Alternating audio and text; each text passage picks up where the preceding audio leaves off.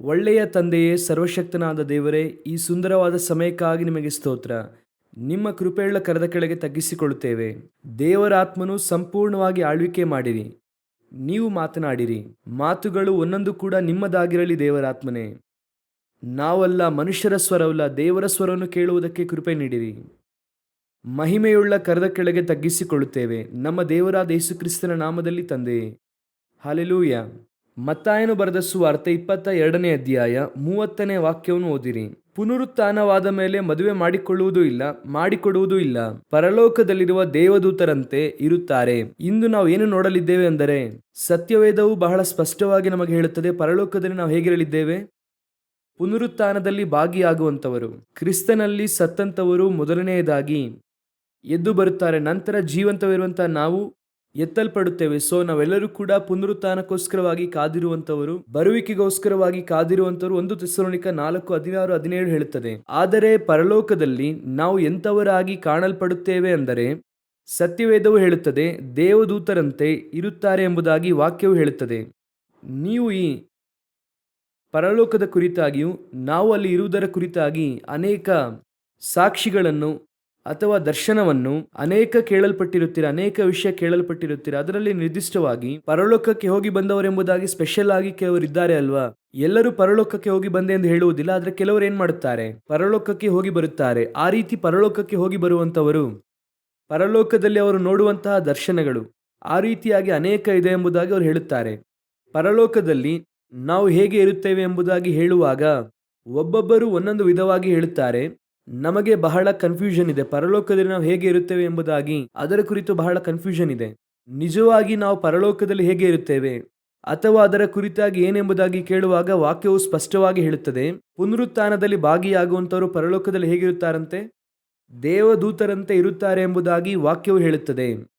ಹಾಗಾದ್ರೆ ಇದರಲ್ಲಿ ಒಂದು ಸ್ಪಷ್ಟವಾಗಿ ಒಂದು ವಿಷಯ ಅರ್ಥವಾಗುತ್ತದೆ. ನಾವು ಯಾರು ಕೂಡ ಇಲ್ಲಿ ಇರುವ ಹಾಗೆ ಅಲ್ಲಿ ಇರುವಂಥದ್ದು ಇಲ್ಲ. ಒಂದು ಮಾತ್ರ ನಾವು ಚೆನ್ನಾಗಿ ತಿಳಿದುಕೊಳ್ಳಬೇಕು, ನಮಗೆ ಇಲ್ಲಿ ಇರುವಂಥದ್ದು ಫ್ಲೆಶ್ ಬಾಡಿ, ಇದು ರಕ್ತ ಹಾಗೂ ಮಾಂಸ ಹೊಂದಿರುವಂತಹ ಒಂದು ಬಾಡಿ.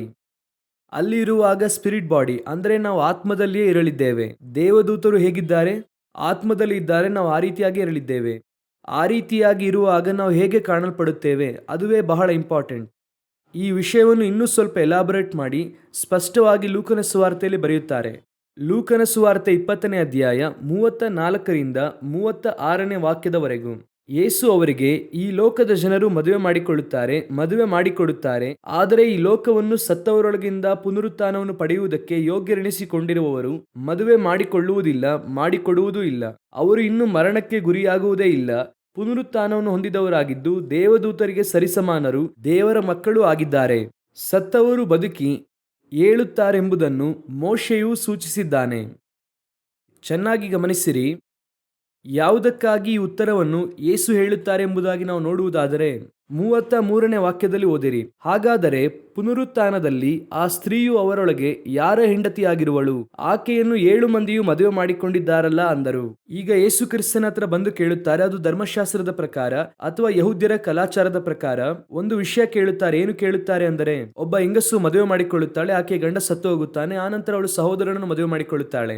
ಯಾಕಂದ್ರೆ ಅಲ್ಲಿ ಆ ಒಂದು ಮೆಥಡ್ ಇದೆ, ನಮ್ಮ ಊರ್ ಕಡೆಯಲ್ಲೂ ಕೂಡ ಅದಿದೆ. ಆ ರೀತಿಯಾಗಿ ಮಾಡುತ್ತಾರೆ. ಕಡೆಯದಾಗಿ ಆಕೆಯು 7 ಜನರಿಗೆ ಹೆಂಡತಿಯಾಗಿ ಸತ್ತು ಹೋಗುತ್ತಾಳೆ. ಈಗ ಪುನರುತ್ಥಾನವಾದ ನಂತರ ಆಕೆಯು ಯಾರಿಗೆ ಹೆಂಡತಿಯಾಗಿರುತ್ತಾಳೆ ಎಂದು ಕೇಳುತ್ತಾರೆ. ಇದು ತಪ್ಪಾಗಿ ಅರ್ಥೈಸಿಕೊಳ್ಳುವಂತ ವಿಷಯ ಎಂಬುದಾಗಿ ಯೇಸು ಸ್ಪಷ್ಟವಾಗಿ ಹೇಳುತ್ತಾರೆ. ಯಾವುದರಿಂದ ಅಂದರೆ, ಈಗ ಇದೇ ವಿಷಯವನ್ನು ಬದಲಾಯಿಸಿ ನಾವು ಬೇರೆ ರೀತಿಯಲ್ಲಿ ಹೇಳುತ್ತಾ ಇದ್ದೇವೆ. ಏನು ಹೇಳುತ್ತಾ ಇದ್ದೇವೆ ಅಂದರೆ, ನಾವು ಅಲ್ಲಿ ಹೋಗಿ ತಂದೆಯನ್ನು ನೋಡಲಿದ್ದೇವೆ, ತಾಯಿಯನ್ನು ನೋಡಲಿದ್ದೇವೆ, ಅಲ್ಲಿ ಆ ಸೇವಕರು ಹಾಗೆ ಇರಲಿದ್ದಾರೆ, ಹೀಗೆ ಇರಲಿದ್ದಾರೆ ಎಂಬುದಾಗಿ. ಯೇಸು ಇಲ್ಲಿ ಸ್ಪಷ್ಟವಾಗಿ ಹೇಳುತ್ತಿದ್ದಾರೆ, ಪುನರುತ್ಥಾನದಲ್ಲಿ ಪಾಲುಗಾರರಾಗುವವರು ದೇವದೂತರುಗಳಂತಿರುತ್ತಾರೆ. ಅವರು ಯಾರಿಗೂ ಕೂಡ ಗಂಡ ಹೆಂಡತಿಯಾಗಿ ಇರುವಂತದ್ದು ಇಲ್ಲ. ನಾನು ಯಾವಾಗಲೂ ಹೇಳುತ್ತೇನೆ, ಪರಲೋಕದಲ್ಲಿ ಇಲ್ಲಿ ಇರುವಂತಹ ಸಂಬಂಧಗಳು ಅಲ್ಲಿ ಇರುವುದಿಲ್ಲ. ಇಲ್ಲಿ ಗಂಡ ಹೆಂಡತಿ, ಅಮ್ಮ ಅಪ್ಪ, ಅಕ್ಕ ತಂಗಿ, ಮಗನು ಮಗಳು, ಈ ರೀತಿಯಾದಂತಹ ಯಾವುದೇ ಕಾನ್ಸೆಪ್ಟ್ ಅಲ್ಲಿ ಇರುವುದಿಲ್ಲ. ಹಾಗೆ ಇರುವುದಾದರೆ ಅದು ಪರಲೋಕವಾಗಿ ಇರುವುದಿಲ್ಲ. ಭೂಮಿಯಲ್ಲಿ ಇರುವ ಹಾಗೆ ಅಲ್ಲೂ ಇರುತ್ತದೆ ಅಂದ್ರೆ ಅದು ಹೇಗೆ ಪರಲೋಕವಾಗುತ್ತದೆ? ಅದು ಕೂಡ ಹೇಗೆ ಇರುತ್ತದೆ, ಭೂಮಿಯ ಹಾಗೆ ಇರುತ್ತದೆ. ಆದ್ದರಿಂದಲೇ ಹೇಳುವಾಗ ಹೇಳುತ್ತಾರೆ, ಪ್ರಪಂಚದ ಮಕ್ಕಳು ಇಲ್ಲಿರುವಂತವರು ಹಾಗೆ ಇರುತ್ತಾರೆ. ಇದು ಒಂದು ಕಾಲದ ಕಡ್ಡಾಯ, ದೇವರು ಹಾಗೆ ಇಟ್ಟಿದ್ದಾರೆ. ಇದು ಟೆಂಪ್ರವರಿ, ಎವ್ರಿಥಿಂಗ್ ಇಸ್ ಟೆಂಪ್ರವರಿ. ಅಲ್ಲಿ ನಾವು ಹೇಗೆ ಇರಲಿದ್ದೇವೆ, ದೇವದೂತರುಗಳಂತೆ ಇರಲಿದ್ದೇವೆ. ಹಾಗಂದರೆ ಅಲ್ಲಿರುವಾಗ ನಾವು ಯಾರು ಎಲ್ಲಿನವರೆಂಬುದಾಗಿ ಯಾರಿಗೂ ಗೊತ್ತಿರುವುದಿಲ್ಲ. ಒಬ್ಬರ ಕುರಿತು ಏನಾಗಲ್ಲ ಯಾರಿಗೂ ಗೊತ್ತಿರುವುದಿಲ್ಲ. ಇನ್ನು ಸ್ವಲ್ಪ ಆಳವಾಗಿ ನೀವು ಅರ್ಥ ಮಾಡಿಕೊಳ್ಳಬೇಕೆಂದರೆ, ಅಳಿವಾಗುವಂತಹ ಇದು ಅಳಿವಿಲ್ಲದೆ ಇರುವಂತದನ್ನು, ಸಾಯುವಂತಹ ಇದು ಸಾಯದೇ ಇರುವಂತದನ್ನು ಧರಿಸಿಕೊಳ್ಳುತ್ತದೆ. ಅದರ ಅರ್ಥ ಏನೆಂಬುದಾಗಿ ನೋಡುವುದಾದರೆ, ಈ ಮಾಂಸ ಶರೀರದಲ್ಲಿರುವಂತಹ ಆತ್ಮ ಎನ್ನುವಂಥದ್ದು ಸಾಯದೇ ಇರುವಂತಹ ಒಂದು ಶರೀರವನ್ನು ಧರಿಸಿಕೊಳ್ಳುತ್ತದೆ. ಈ ಮಾಂಸ ಅಳಿವುಳ್ಳದ್ದು, ಅದರೊಳಗೇನೆ ಆತ್ಮ ಇದೆ. ಇದು ಅಳಿಯದೇ ಇರುವಂತಹ ಒಂದು ಶರೀರವನ್ನು ಧರಿಸಿಕೊಳ್ಳುತ್ತದೆ. ಅದೇ ದೇವದೂತರಂತೆ ಇದ್ದೀರಾ. ಅದೇ ವಾಕ್ಯ ಹೇಳುತ್ತದೆ. ಹಾಗಾದ್ರೆ ಅದು ಹೆವೆನ್ಲಿ ಬಾಡಿ, ಸ್ಪಿರಿಚುವಲ್ ಬಾಡಿ, ಅದು ಬೇರೆ ವಿಧವಾಗಿ ಇರುತ್ತದೆ. ಆದರೆ ಇದು ಆದಾಮ ಹಾಗೂ ಅವ್ವಳಿಂದ ಉಂಟಾದಂತಹ ಮಾಂಸ, ಅದು ಯೇಸು ಕ್ರಿಸ್ತನು ಆತನ ಸಾರೂಪ್ಯದಲ್ಲಿರುವಂತಹ ಆತ್ಮಿಕವಾದ ಬಾಡಿ. ಈಗ ನಾವೇನು ಎಕ್ಸ್ಪೆಕ್ಟ್ ಮಾಡುತ್ತೇವೆ? ಎಲ್ಲರ ಬಯಕೆ ಏನು? ಪೌಲನು ಬರೆಯುವಾಗ 1 ಥೆಸಲೋನಿಕದಲ್ಲಿ ಬರೆಯುತ್ತಾರೆ, ನಾವು ಬರುವಾಗ ಆತನು ಕರೆದುಕೊಂಡು ಬರುತ್ತಾನೆಂಬುದಾಗಿ ಇದೆ. 1 ಥೆಸಲೋನಿಕ 4:13 ವಾಕ್ಯದಿಂದ ಓದಿರಿ. ಸಹೋದರರೇ, ನಿದ್ರೆ ಹೋಗುವವರ ಗತಿ ಏನೆಂದು ನೀವು ತಿಳಿಯದೇ ಇದ್ದು ನಿರೀಕ್ಷೆ ಇಲ್ಲದವರಾದ ಇತರರಂತೆ ದುಃಖಿಸುವುದು ನಮ್ಮ ಮನಸ್ಸಿಗೆ ಒಪ್ಪುವುದಿಲ್ಲ. ಯೇಸು ಸತ್ತು ಜೀವಿತನಾಗಿ ಎದ್ದನೆಂದು ನಾವು ನಂಬಿದ ಮೇಲೆ ಅದರಂತೆ ಯೇಸುವಿನಲ್ಲಿ ಇದ್ದುಕೊಂಡು ನಿದ್ರೆ ಹೋಗುವವರನ್ನು ಸಹ ದೇವರು ಆತನೊಡನೆ ಕರೆದುಕೊಂಡು ಬರುವನೆಂದು ನಂಬಬೇಕಲ್ಲವೇ? ಈಗ ನಾವೇನೆಂದುಕೊಳ್ಳುತ್ತೇವೆ ಅಂದರೆ, ಯೇಸು ಕ್ರಿಸ್ತನು ಕರೆದುಕೊಂಡು ಬರುವಾಗ ಅಪ್ಪನನ್ನು ಕರೆದುಕೊಂಡು ಬರುತ್ತಾರೆ, ಅಮ್ಮನನ್ನು ಕರೆದುಕೊಂಡು ಬರುತ್ತಾರೆ, ಎಲ್ಲರನ್ನೂ ಕರೆದುಕೊಂಡು ಬರುತ್ತಾರೆ ಎಂದು ಅಂದುಕೊಂಡಿದ್ದೇವೆ. ಆದರೆ ಪೌಲನು ಹೇಳುವುದನ್ನು ತಪ್ಪಾಗಿ ಅರ್ಥೈಸಿಕೊಳ್ಳುತ್ತೇವೆ. ವಾಕ್ಯ ಸ್ಪಷ್ಟವಾಗಿ ಹೇಳುತ್ತದೆ, ಅವರು ಬರುವಾಗ ಸಾವಿರಾರು ಭಕ್ತರೊಂದಿಗೆ ಭೂಮಿಯ ಮೇಲೆ ನ್ಯಾಯ ತೀರಿಸುವುದಕ್ಕೆ ಬರುತ್ತಾರೆ, ಸತ್ಯ. ಆದರೆ ಬರುವಂತವರು ಹೇಗೆ ಇರುತ್ತಾರೆ, ಅದೇ ಬಹಳ ಮುಖ್ಯ. ಹೋಗುವಾಗ ಅಜ್ಜಿಯಾಗಿ ಸತ್ತಂತವರು, ತಾತನಾಗಿ ಸತ್ತಂತವರು, ತಂದೆ ತಾಯಿಯಾಗಿ ಸತ್ತಂತವರು ಮತ್ತೆ ಅಜ್ಜಿ ತಾತನಾಗಿ ಹಿಂತಿರುಗಿ ಬರುತ್ತಾರಾ? ಅದೇ ರೀತಿಯಾಗಿ ಬರುತ್ತಾರಾ ಎಂಬುದಾಗಿ ಕೇಳುವುದಾದರೆ 1 ಯೋಹಾನ 3ನೇ ಅಧ್ಯಾಯ 2ನೇ ವಾಕ್ಯ. 1 ಯೋಹಾನನ ಪುಸ್ತಕ 3ನೇ ಅಧ್ಯಾಯ 2ನೇ ವಾಕ್ಯವನ್ನು ಓದುತ್ತೇನೆ, ಗಮನಿಸಿರಿ. ಪ್ರಿಯರೇ, ಈಗ ದೇವರ ಮಕ್ಕಳಾಗಿದ್ದೇವೆ. ಮುಂದೆ ನಾವು ಏನಾಗುವೆವೋ ಅದು ಇನ್ನೂ ಪ್ರತ್ಯಕ್ಷವಾಗಲಿಲ್ಲ. ಕ್ರಿಸ್ತನು ಪ್ರತ್ಯಕ್ಷನಾಗುವಾಗ ನಾವು ಆತನ ಹಾಗಿರುವೆವೆಂದು ಬಲ್ಲೆವು. ಹೇಗೆ ಸ್ಪಿರಿಚುವಲ್ ಬಾಡಿ, ಅವರು ಬರುವಾಗ ಅವರಂತೆಯೇ ನಾವು ಇರಲಿದ್ದೇವೆ. ಇಲ್ಲಿಂದ ಹೋಗುವಂತಹ ತಾತ ಹಿಂತಿರುಗಿ ಬರುವಾಗ ತಾತ ಹಾಗೆ ಬರುತ್ತಾರೆ ಅಂದರೆ ಯಾಕೆ ಹೆವೆನ್ಗೆ ಹೋಗಬೇಕು? ಇಲ್ಲಿದ್ದಂಥ ಅದೇ ಸೇವಕರು ಅಲ್ಲಿದ್ದಾರೆ ಇಲ್ಲಿದ್ದಾರೆ ಅಂದರೆ ಅವರನ್ನು ಇವರನ್ನು ನೋಡದೆ ಅಂದರೆ ಹೇಗಿರುವುದಕ್ಕೆ ಸಾಧ್ಯ? ಚೆನ್ನಾಗಿ ತಿಳಿದುಕೊಳ್ಳಿರಿ. ಮೊದಲನೇದಾಗಿ ಈ ಕಾನ್ಸೆಪ್ಟ್ ಅನ್ನು ನಿಮ್ಮ ಮೈಂಡಿಂದ ತೆಗೆದು ಹಾಕಬೇಕು. ಇದು ಸಂದೇಶದ ಇಂಟ್ರೊಡಕ್ಷನ್. ಇದಾದ ನಂತರವಾಗಿಯೇ ಸಂದೇಶ. ಈ ಕಾನ್ಸೆಪ್ಟ್ ಅನ್ನು ಮೊದಲು ತೆಗೆದುಹಾಕಿ. ಇಂದು ಕಡೆಯ ಕಾಲದಲ್ಲಿ ಇದು ಅನೇಕ ಕಾಲದಿಂದ ಇದೆ. ಇಂದು ಇದೇ ರೀತಿಯಾಗಿ ಅನೇಕ ಕಾರ್ಯಗಳು, ಮನುಷ್ಯನ ಕಲ್ಪನೆಗಳನ್ನು ದರ್ಶನವಾಗಿ ಹೇಳುವಂಥವರು, ಅದನ್ನು ನಿಮ್ಮ ಹೃದಯದಲ್ಲಿ ಹಾಕಿ ನಾನು ಅಲ್ಲಿ ಹೋಗಿದ್ದೆ, ಆಗಿದ್ದಾರೆ, ಹೀಗಿದ್ದಾರೆ ಎಂಬುದಾಗಿ ಹೇಳಿ. ವಾಕ್ಯವು ನಮಗೆ ಬಹಳ ಸ್ಪಷ್ಟವಾಗಿ ಹೇಳುತ್ತದೆ, ನಾವೆಲ್ಲರೂ ಕೂಡ ಪರಲೋಕದಲ್ಲಿ ದೇವದೂತರಂತೆ ಇರಲಿದ್ದೇವೆ. ಇದಕ್ಕಿಂತ ಮೇಲಾದ ಜೀವಿತವನ್ನು ಕೊಡುವುದಕ್ಕಾಗಿಯೇ ಕರೆದುಕೊಂಡು ಹೋಗಲಿದ್ದಾರೆ. ಇದೇ ಜೀವಿತವನ್ನು ಅಲ್ಲಿ ಕೊಡುತ್ತಾರೆ ಅಂದರೆ, ಈಗ ನೀವು ಅಮೆರಿಕಕ್ಕೆ ಹೋಗುತ್ತೀರಾ, ಅಮೆರಿಕಕ್ಕೆ ಹೋದ ಮೇಲೆ ಇದೇ ಬಾಡಿ, ಇದೇ ಕಾರ್ಯವೇ. ಆದರೆ ಏನು, ಅಲ್ಲಿ ಕ್ಲೈಮೇಟ್ ಬೇರೆ ರೀತಿ ಇರುತ್ತದೆ, ಅಲ್ಲಿ ಸ್ವಲ್ಪ ಸೌಕರ್ಯವುಳ್ಳಂತ ಜೀವಿತ ಇರುತ್ತದೆ, ಅಲ್ಲಿ ಉಳಿದಂತಹ ಕಾರ್ಯಗಳೆಲ್ಲವೂ ಕೂಡ ಚೆನ್ನಾಗಿರುತ್ತದೆ. ಆದರೆ ಅದು ಹೇಗೆ ಪರಲೋಕವಾಗುತ್ತದೆ? ಇದೇ ಲೋಕದಲ್ಲಿ ಎಲ್ಲೇ ಇದ್ದರೂ ಕೂಡ ಅದು ಪರಲೋಕವಾಗಿ ಮಾರ್ಪಡುವುದಕ್ಕೆ ಸಾಧ್ಯವಿಲ್ಲ. ಎಲ್ಲೇ ಹೋದರೂ ಈ ದೇಹವನ್ನು ಇಟ್ಟುಕೊಂಡಿದ್ದರೆ ಹೇಗೆ ಪರಲೋಕವಾಗುತ್ತದೆ? ನಾನು ಅಮೆರಿಕಕ್ಕೆ ಹೋದ ಕೂಡಲೇ ಇಂಡಿಯನ್ ಎಂಬುದಾಗಿ ನನ್ನ ನೋಡಿ ಕಂಡುಹಿಡಿಯುತ್ತಾರಲ್ಲ, ನಮ್ಮನ್ನು ಪರಲೋಕದಲ್ಲಿ ಕಂಡುಹಿಡಿಯುವುದಕ್ಕೆ ಸಾಧ್ಯವಿಲ್ಲ. ನಕ್ಷತ್ರಗಳು ಹೇಗೆ ಇರುತ್ತದೋ ಹಾಗೆ ನಾವು ಇರಲಿದ್ದೇವೆ. ಆದರೆ ಮಹಿಮೆಯು ಬೇರೆ ರೀತಿಯಲ್ಲಿ ಇರುವ ಹಾಗೆ ಒಬ್ಬೊಬ್ಬರಿಗೂ ಮಹಿಮೆ ವಿಭಿನ್ನವಾಗಿರುತ್ತದೆ. ಆದರೆ ನಾವೆಲ್ಲರೂ ಕೂಡ ದೇವದೂತರಂತೆ ಇರುತ್ತೇವೆ ಎಂಬುದಾಗಿ ವಾಕ್ಯವು ಹೇಳುತ್ತಾ ಇದೆ. ಹಾಗಾದರೆ ವಾಕ್ಯ ಸ್ಪಷ್ಟವಾಗಿ ಹೇಳುತ್ತದೆ, ಪರಲೋಕದಲ್ಲಿ ಮದುವೆ ಮಾಡಿಕೊಳ್ಳುವುದೂ ಇಲ್ಲ, ಮಾಡಿಕೊಡುವುದೂ ಇಲ್ಲ.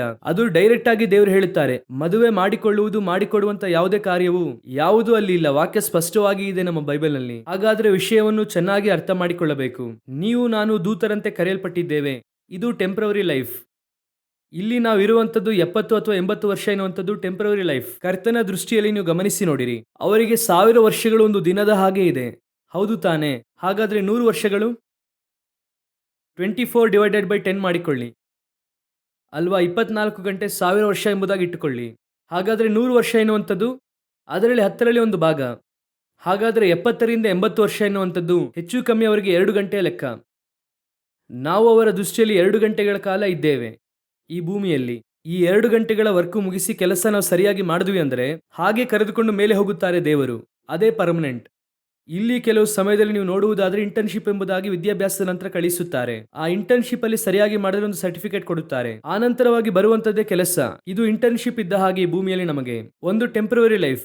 70 ಅಥವಾ 80 ನಾವೇನೆಂದುಕೊಳ್ಳುತ್ತೇವೆ ಅಂದ್ರೆ 70-80ರಲ್ಲಿ ಹೇಗಿದ್ದೇವೋ ಹಾಗೆ ಪರಲೋಕದಲ್ಲಿ ಇರುತ್ತೇವೆ ಎಂಬುದಾಗಿ ಇಲ್ಲ. ವಾಕ್ಯ ಸ್ಪಷ್ಟವಾಗಿ ಹೇಳುತ್ತದೆ, ದೇವದೂತರಂತೆ ಕರ್ತನು ನಮ್ಮನ್ನು ಇಟ್ಟಿದ್ದಾರೆ. ಹಾಲೆಲೂಯ. ಹಾಗಾದ್ರೆ ಈ ದೇವದೂತರಂತೆ ನಾವು ಅಲ್ಲಿ ಇರಲಿದ್ದೇವೆ ಅಂದರೆ ಅದಕ್ಕಾಗಿರುವಂತಹ ಕೆಲವು ಕ್ರೈಟೀರಿಯಾ ಅಥವಾ ಅದಕ್ಕಾಗಿರುವಂತಹ ಕೆಲವು ಕ್ವಾಲಿಫಿಕೇಶನ್ ದೇವರು ಇಲ್ಲಿಯೇ ರೂಪಿಸುತ್ತಾರೆ. ದೇವರು ಯಾಕೆ ಈಗ ಇಲ್ಲಿ ಇಟ್ಟಿದ್ದಾರೆ, ನನಗೆ ಯಾವಾಗಲೂ ಕೂಡ ದೇವರು ಹೇಳಿಕೊಟ್ಟದನ್ನು ಹೇಳುತ್ತೇನೆ. ಈ ಭೂಮಿ ಎನ್ನುವಂಥದ್ದು ಏನ್ ಹೇಳುವುದು, ಒಂದು ರೆಡಿ ಮಾಡುವಂತಹ ಫ್ಯಾಕ್ಟರಿ. ಈ ಭೂಮಿ ಎನ್ನುವಂಥದ್ದು ಒಂದು ಎಕ್ಸಾಮಿನೇಷನ್ ಸೆಂಟರ್ ಇದ್ದ ಹಾಗೆ. ಇಲ್ಲಿ ನಮ್ಮನ್ನು ಪರಲೋಕಕ್ಕೆ ರೆಡಿ ಮಾಡುತ್ತಾರೆ. ರೆಡಿ ಮಾಡಿ ಒಂದು ಟೆಸ್ಟ್ ಅನ್ನು ಇಟ್ಟು, ಕ್ವಾಲಿಟಿ ಟೆಸ್ಟ್ ಎಂಬುದಾಗಿ ಹೇಳುತ್ತಾರೆ ಒಂದು ಪ್ರಾಡಕ್ಟ್ಗೆ. ಆ ಕ್ವಾಲಿಟಿ ಟೆಸ್ಟ್ ಎಲ್ಲ ಚೆಕ್ ಮಾಡಿ ಪಾಸ್ ಆಯಿತು ಅಂದರೆ ಶೋರೂಮ್ಗೆ ಕರ್ಕೊಂಡು ಹೋಗುತ್ತಾರೆ, ಅಲ್ಲಿ ಕರ್ಕೊಂಡು ಹೋಗಿ ಇಡುತ್ತಾರೆ. ಅದೇ ರೀತಿಯಾಗಿ ನಮ್ಮನ್ನು ಯಾರ್ಡ್ ಅಲ್ಲಿ ಇಟ್ಟು ರೆಡಿ ಮಾಡಿ ಕ್ವಾಲಿಟಿ ಚೆಕ್ ಮಾಡಿ ತೆಗೆದುಕೊಂಡು ಹೋಗಿ ಅಲ್ಲಿ ಇಡುತ್ತಾರೆ. ಈಗ ನಾವು ಆ ಸ್ಥಳದಲ್ಲಿ ಇದ್ದೇವೆ. ಹಾಗಾದ್ರೆ ಒಂದು ಡಿಸೈನ್ ಮಾಡಿರುತ್ತಾರೆ, ಈ ರೀತಿಯಾಗಿ ಈ ಕಾರ್ ಬರಬೇಕು, ಈ ರೀತಿಯಾಗಿ ಟೂ ವೀಲರ್ ಬರಬೇಕೆಂಬುದಾಗಿ ಆಲ್ರೆಡಿ ಒಂದು ಡಿಸೈನ್ ಇರುತ್ತದೆ, ಬ್ಲೂ ಪ್ರಿಂಟ್ ಇರುತ್ತದೆ.